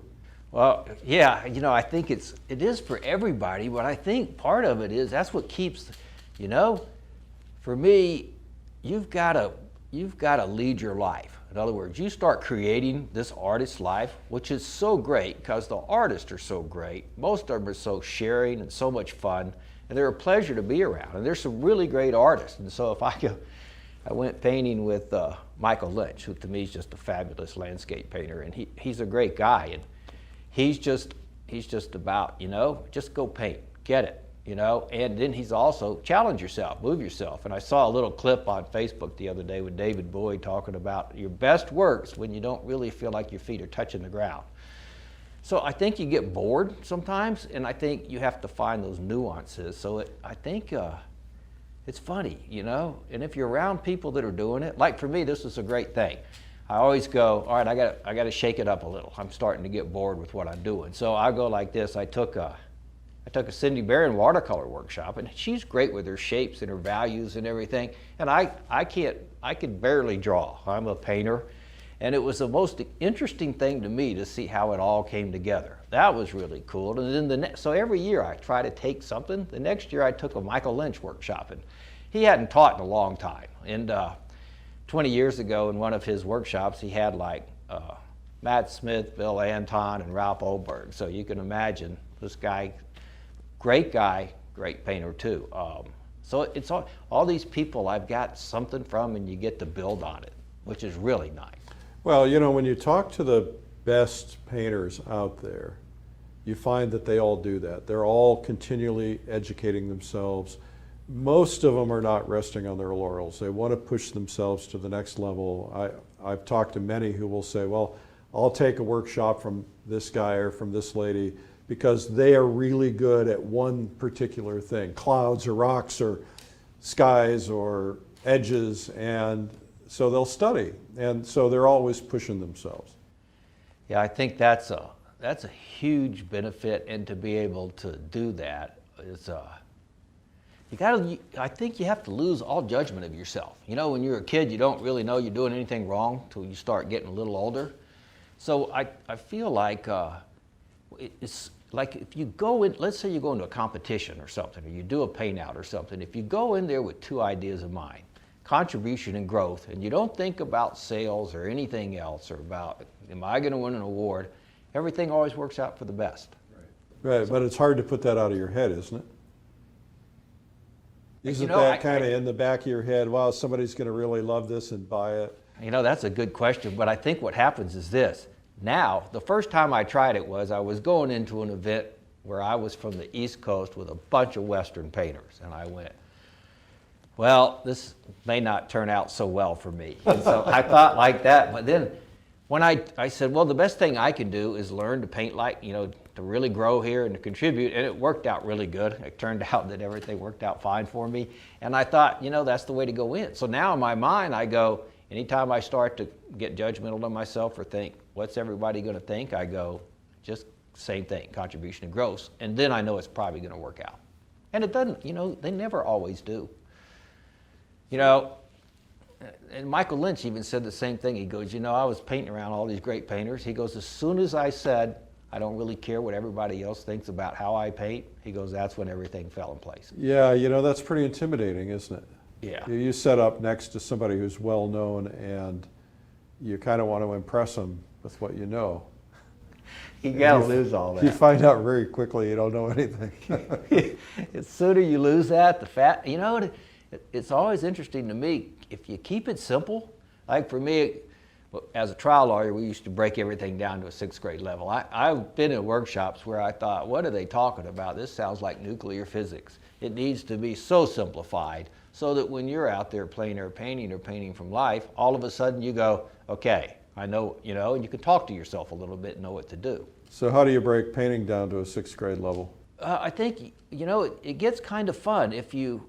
One of the big problems that I learned was I thought, how am I going to fast track it? So I was able to piece together some of it. So let's say if I go all the way back, I have Damon Carter, who was really helpful because he was focusing me on shapes. Now, for me, I think what happens is people are either, especially when I watch workshops, it's kind of interesting to see. People are either good with their color, or they're good with their value, or they're good with their shapes. But I've never seen anybody naturally good with all three of them. You mean attendees? Yeah, and I mean, I think if you've reached a certain level and you've been painting for 20, 25 years and you know what you're doing, they could fly by, okay? But the problem is when you're in the learning process, you have to break it down. So I was going, let's see, so from Ned Mueller once told me, I did a one-day, somehow I ended up in a one-day, and he goes, if you did value studies for 2 years, you'd jump way ahead of everybody. Well, being as I don't like to draw, and color was the only thing I was even halfway good at, I thought, well, that's not going to work very good. So I remember seeing these warm tonals. So I thought, well, if I could just figure out those, then I could put the color on them, which was the part I liked. So by doing the warm tonals, I got to use paint immediately. I didn't have to use a pencil and do black and white. So I think people have to find what works for them. Because I don't like to draw, I don't like to do little sketches, but I love the way paint moves. So if I did a warm tonal first, I got all my values and my shapes right, then I could pre-mix my colors. And I picked that part up from Christensen, and so there was a pre-mixing there. And then I picked part of the values up of the landscapes from Matt Smith, and so I was able to go, let's do the tonal first, then mix the color, then put it on, and then learn the paint application and the edges are the last. Well, I think breaking it down really makes a lot of sense because you really, you know, there's just so much information you have to think about. You know, it's like, really painting is like sitting down in the cockpit of a 747 and having all these gauges, right? You got to think about edges, you got to think about color, you got to think about value, you got to think about atmospheric perspective, and so on. And so if you can just do one at a time like you did, master it, it makes a lot of sense. Well, people go, oh, well, I don't really, I go, well, think about it this way. If I set up my tonal, and I was terrible at shapes. My trees looked like the pillars of the Supreme Court building when I first started. There was no variety, no interest, no nothing. So I would go like this. I would go, it took me a while to get even some shapes. And I read one time that Leonardo da Vinci said, hey, he had his students, they were taking the stains off the walls and just practicing shapes because it increases your repertoire of shapes. Well, like a Cindy Baring, she could nail them. So, but certain people, like me, struggle with them. And from watching workshop people, that's their number one issue. So doing the tonal up front without the color involved isolates it for you. And for me, even when I go when I don't do them really anymore, but when I was in a competition, I would do my tonal. You don't do competitions anymore? I'll do, I think I'm doing Laguna Beach this year. But I don't really do them anymore. Because? I think it's just at some point you get kind of, and I never did a lot of them. Although I don't think there's a good camaraderie among a lot of those people, and I really like meeting some of the young guns, is what I call them, because they're a lot of fun. And but I think, and I think people give competition the wrong word. I think the purpose of competition is to make you a better painter. Elevate you. Yeah, it's not to beat somebody else. But I think kind of where I am, I like to teach. It's one of my passions. I spend time trying to figure out what makes a great painting, and then I read all the time the new science that has come out on how do people learn better, what keeps them motivated. All these new books out, essentialism, creativity, grit, all these things are amazing at talking about how you do deliberate practice and how you get somebody to give you feedback. So that to me is a huge interest and I really enjoy it. Well, you're always learning. Yeah. Now, are you reading art books? I don't know that I've read any. Oh, there is one. If I feel like I'm getting bored or I'm let down, I just pick up Robert Andre's The Art Spirit. If that won't lift you up, it's going to be a long day. That book is amazing because he's talking about the passion. And I always say this to people, and I don't think people know all the time. If you can answer two questions, what do you love to paint and how would you love for your painting to look? If you can put those down, you can probably do a pretty good painting. And what do you think makes a great painting? You know, that's the toughest question in the world. I think that's one of those things where you go, you know it when you see it. How do you describe it? But I do think part of it's this, I think it's an emotional connection. I think when the sum of all the parts really fit together and is greater than the sum of the parts. And see, all this to me is like speaking in legalese. It's esoterical. I don't really, it's hard to answer that. I mean, if people could go like this, if you're real logical and go, well, if the values are all working dead on and you got great edge work, there's a beautiful color harmony, and and that's where people go. And of course, that's great, but that doesn't always, it has to have a ton of interest. And I think that's one of the things that, it's really interesting. You'll be working on a painting, you go, just nothing working. And then, but it may be lacking interest, but for me, one of the big things that people miss, and it's real interesting when a competition comes to your hometown city, you have a bunch of people that are taking workshops from you, and they go in and they go, now we see exactly what you're telling us is dead on. Or they go to the plein air convention and they go, wow, that's dead on. Shade and light to me is critical. Like, I love the feeling of light in a painting. So if I can feel the warmth of the light and the cool, and then everything else is together. I was in a competition one time, and I was sitting out there and I was painting in the Tetons, and I went, I'm going to get the lighting on that Mount Moran just right. And I'm going to stand here for the next 15 minutes till I get the light and shade to read. And sometimes it's a quarter of value up, quarter value down. A little temperature shift, a little warmer in the light, a little cooler here. And finally I got it, and I said, that looks it feels right. Everything's right there. That was my first painting that sold out of that show. So I think, for some people that's very important. Other people tend to be more focused on just shapes. I don't know. So I don't pretend to know it all. I mean, it's so hard to figure out. Sometimes I can't figure out what's going on. So where is this all going for you? What are you going to do next? I've been thinking about that. I'm at the 10 to 12 year period. Yeah. It's time to reinvent. You're going to start knitting? I think it's, it's so interesting because I think, this is funny, it's all perseverance. So I've gone from novelty, now it's the fun part. It's nuance. How can I make this landscape work better? What could make these, just take a section of clouds. What makes them better? What makes a set of rocks? You get into that, and then I thought, I'm going to try something else too, because I believe in this tiny step working. It's the same thing for me. When I get up in the morning, the first thing I do is work out. I set up a ritual. I know that's what I've got to do. Okay, then I go through my reading, I do everything. So I don't start painting till probably 1 in the afternoon unless I'm on a trip. And then I'll only paint for 4 hours because it's so intense. And it's specifically inclined to do that. So, it's a ritual. Right. I think rituals are very important for people. You got to have a routine that you go through in the morning to kind of get to set the tone of your day, to get certain things done. Obviously, working out is terrific for you. Well, I mean, you want your energy, I think, don't you? Absolutely. But I find it interesting that you work out and then you read. You're feeding your mind. Yeah. Well, so all these I like science-based things so that I'm not like floating out here. So when somebody says, if you do this, if you have deliberate practice, and that best line was, how do you coach somebody perseverance? Because if they keep doing it, they'll become good at it at some point. So what is it that you learned as a trial lawyer that applies to painting? There's more logic in painting than people realize. When setting up the shapes, setting up the values, and setting up the design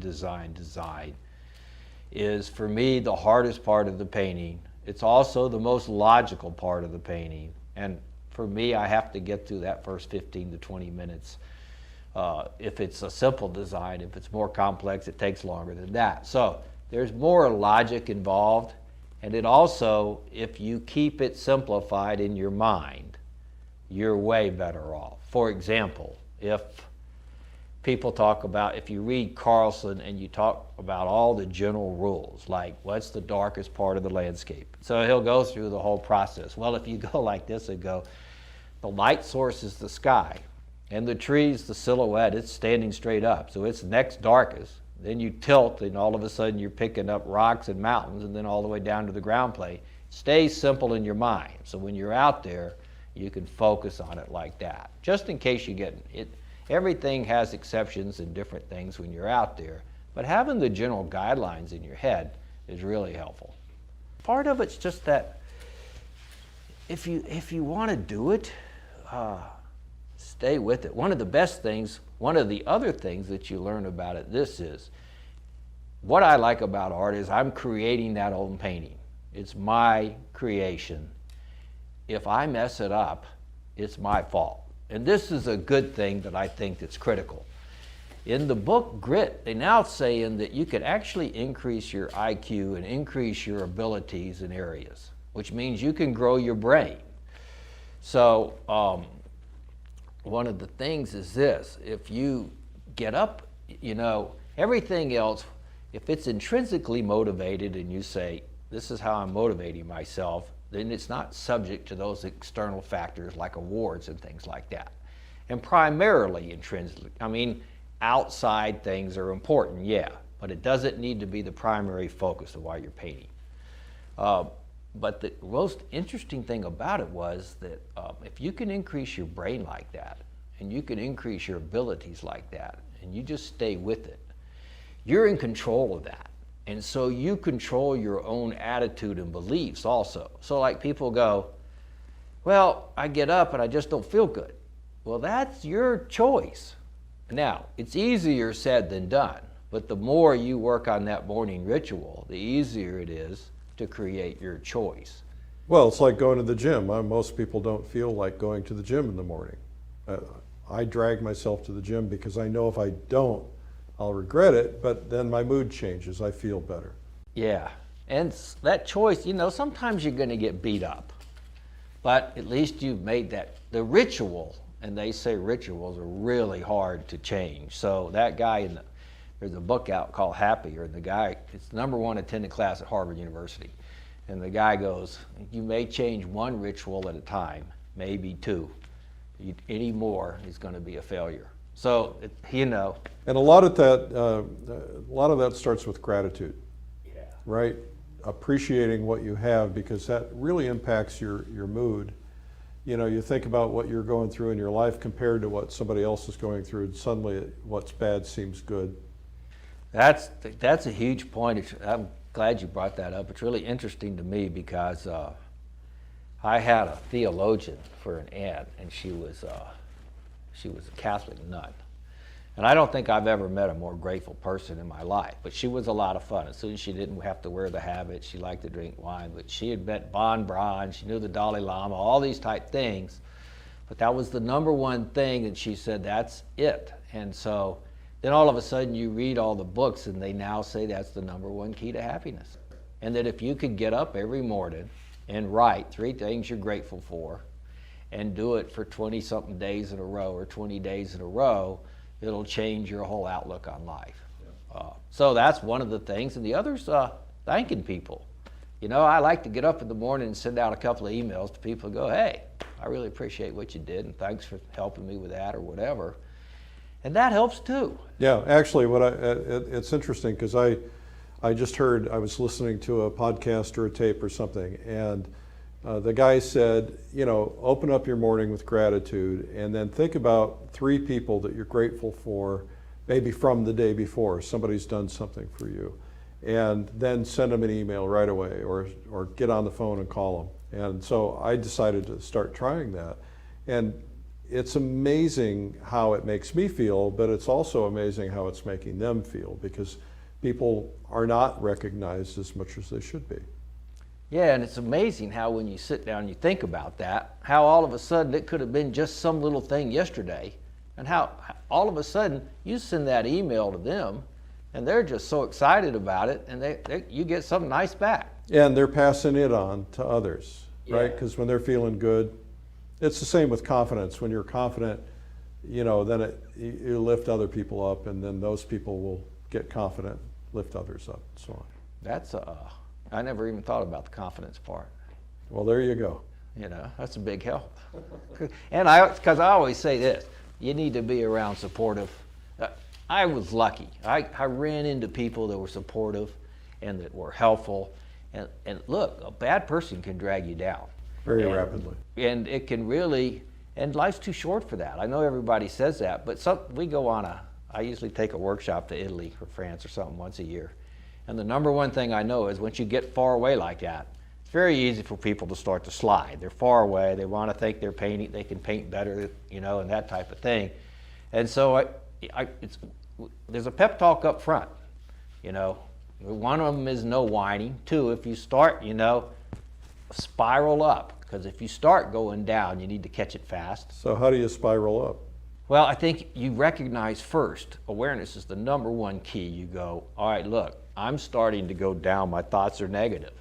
If I can't change my thought myself by substituting another thought, I go tell somebody real quick, hey, I'm having a problem right here, I need to think about, you know, help me out a little bit. So in other words, your self-talk, if you start saying, hey, this painting is awful, I'm not doing a good job with it, then you got to pull yourself out of that mindset. Yeah, and if you can't do it, you need to go get help. People are too afraid to ask for help. Like, there's a great guy, this guy's a really good painter in the Northeast, Jonathan McPhillips, and he goes like this. He goes, you know, I got tired of looking at my paintings, critiquing them all the time. He goes, finally I just started saying, I'm going to start talking about what's good in them first, and then I'm going to start talking about, and I thought, you know, that is a great idea. That is a great idea. Because we're all so critical of what we're doing that nobody's going, hey, you did a great job, you know? Yeah, and you know, when you think back to when we were children and we were playing with crayons, I don't think we were critical about any of that. We were just there to enjoy the process. Yeah, and so how's the question where you go, the tough one is this, painting's hard. You're in there, you're in your studio, you got 4 hours to go on this big one. It's not working. Yeah, it's hard, but at the same time, you know, you could be working on a road crew somewhere. That's hard. That's hard. Yeah. And so I always go, enjoy the process. Right. And then I love that, what's the one about the 3 people that were the brick masons on the big chapel, and one of them goes, hey, what you doing? He goes, oh, I got to put this brick and mortar together. You know, this is a tough job. He goes, I got to show up every day. The next guy goes, you know, it's not a bad job. I'm getting pretty good at it, and I can earn a living for my family. The third guy goes, oh my God, this is the greatest job in the world. I get to build a chapel. This is beauty. I'm learning, and I'm putting out beauty every day. So what's the difference? Attitude. Right. That's all it is. Right. So how do you change it? By getting some help sometimes. Right. You know, I used to think, what's that great line? If you want to go fast, go by yourself. If you want to go far, go with others. Because, you know, when you grow up and you're taught, well, you got to get out there and earn a living and take care, you know, whatever, you think, I got to go do this on my own. You don't realize how much help you've had along the way. Absolutely critical. So it's so nice to, you know, that's what I think is nice about the artist community. First of all, they seem to be really fun people. They're easy. And there's some egoism, but boy, you better check that at the door if you really want to hang out. Yeah. So, final thoughts for anybody who might be learning to paint, watching this and struggling a little bit. Any final thoughts? Yeah, I think the number one thing to do is to be ready to lose any judgment of what you're going to paint and how it's going to turn out. Don't get too invested in what you're painting. Absolutely not, and don't judge your paintings. I mean, go through like you're in college and you're in the learning period, and if you keep that attitude the whole time, it's a really great thing. Number two, and this especially applies to men, get out of your studios, get to some workshops, and get around some people that can paint and help you grow.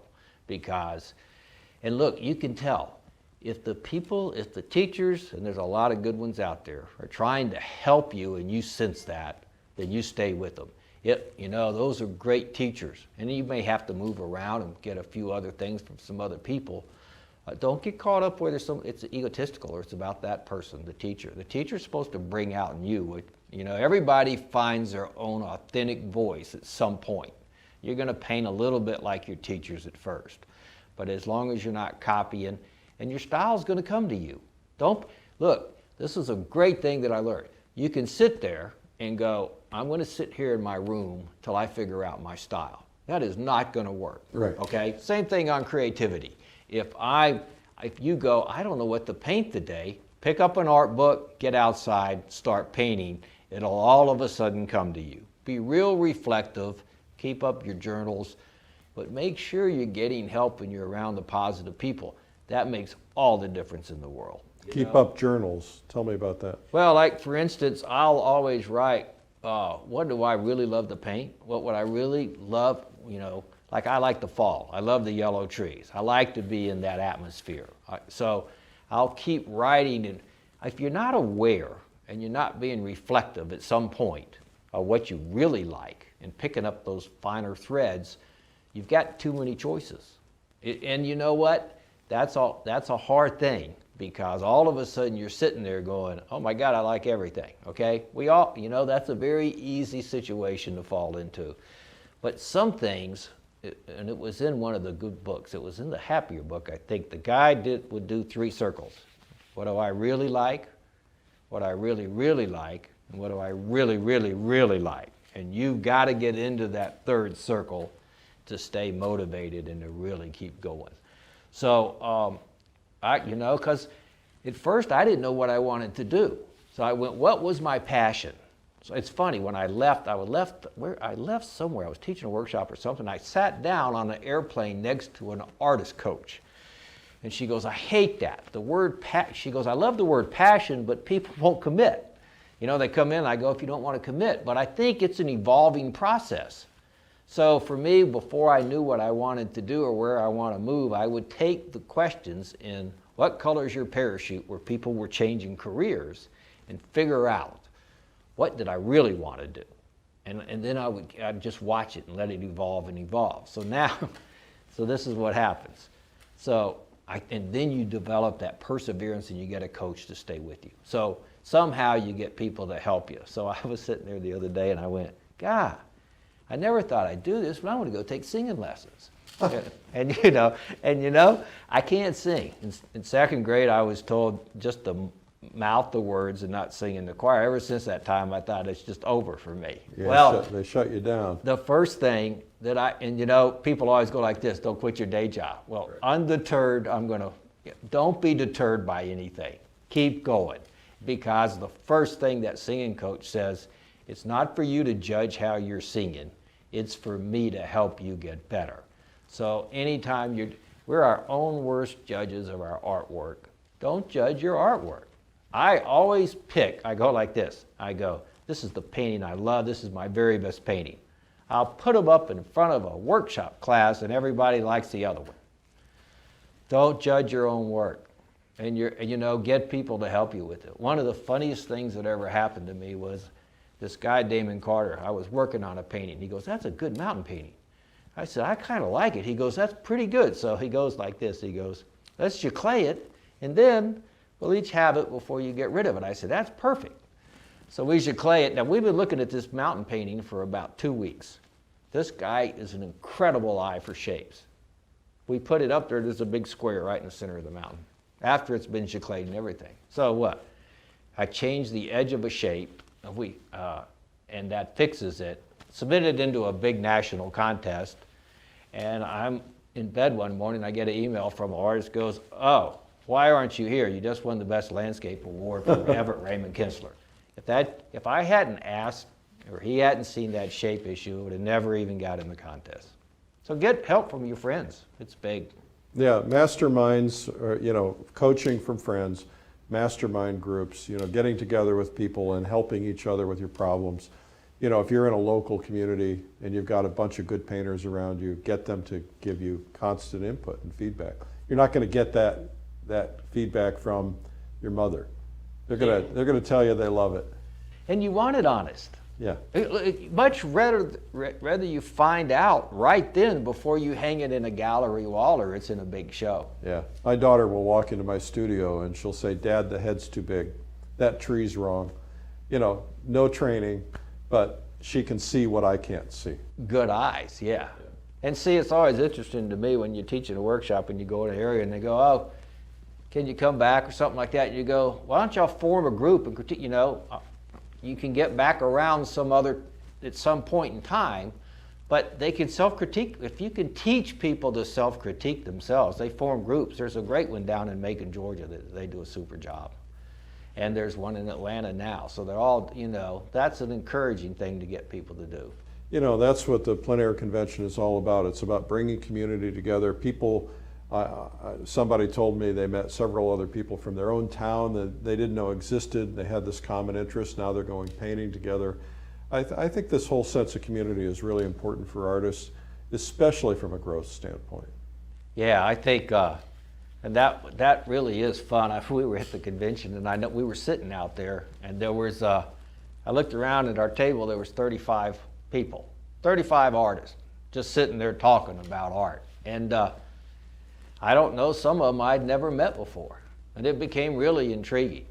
I don't know, it's a great group of people, and most of them are so much fun, and most of them are so giving. Like if you can I've noticed this, when we're going around helping people, doing those, when the paint outs. Field painters. You get all these emails back from these people that go, "Hey, I really appreciate you stopping by and helping me do that." Oh, that's great. So it is. I think it's a great thing. So I don't, for me,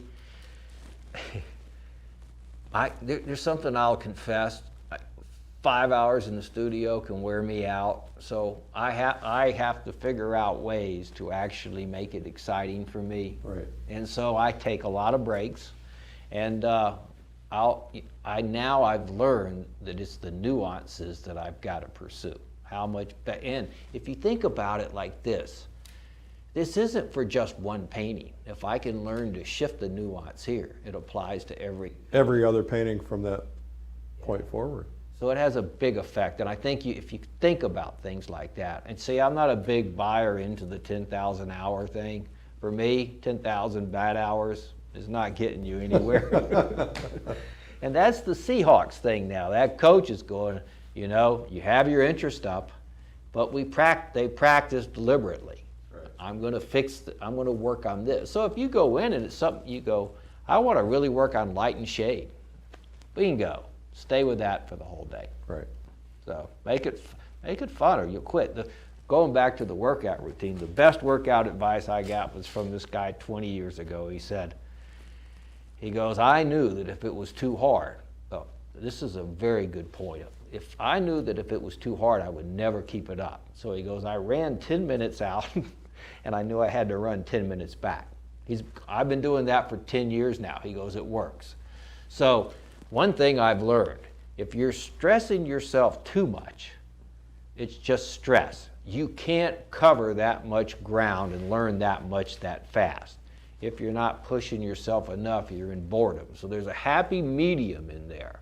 So that guy actually got me to stay on my workout routine, and so I may increase it. I mean, I do a lot more now because I've gotten older and I need to, but I did this one time. I said, you know, I'm going to really work on my stomach and get that in. I started doing all those things. I did them for 3 days in a row and I quit. And I said, see, that's not the way it goes. Right.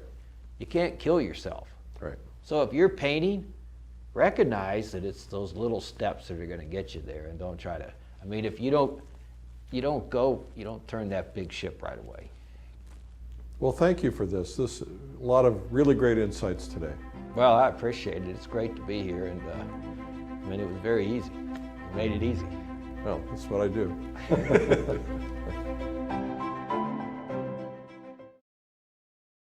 What an incredible guy and what an incredible teacher he is. That's Bill Davidson. He's a lot of fun too. And you can learn more about his video, Landscape Painting Secrets.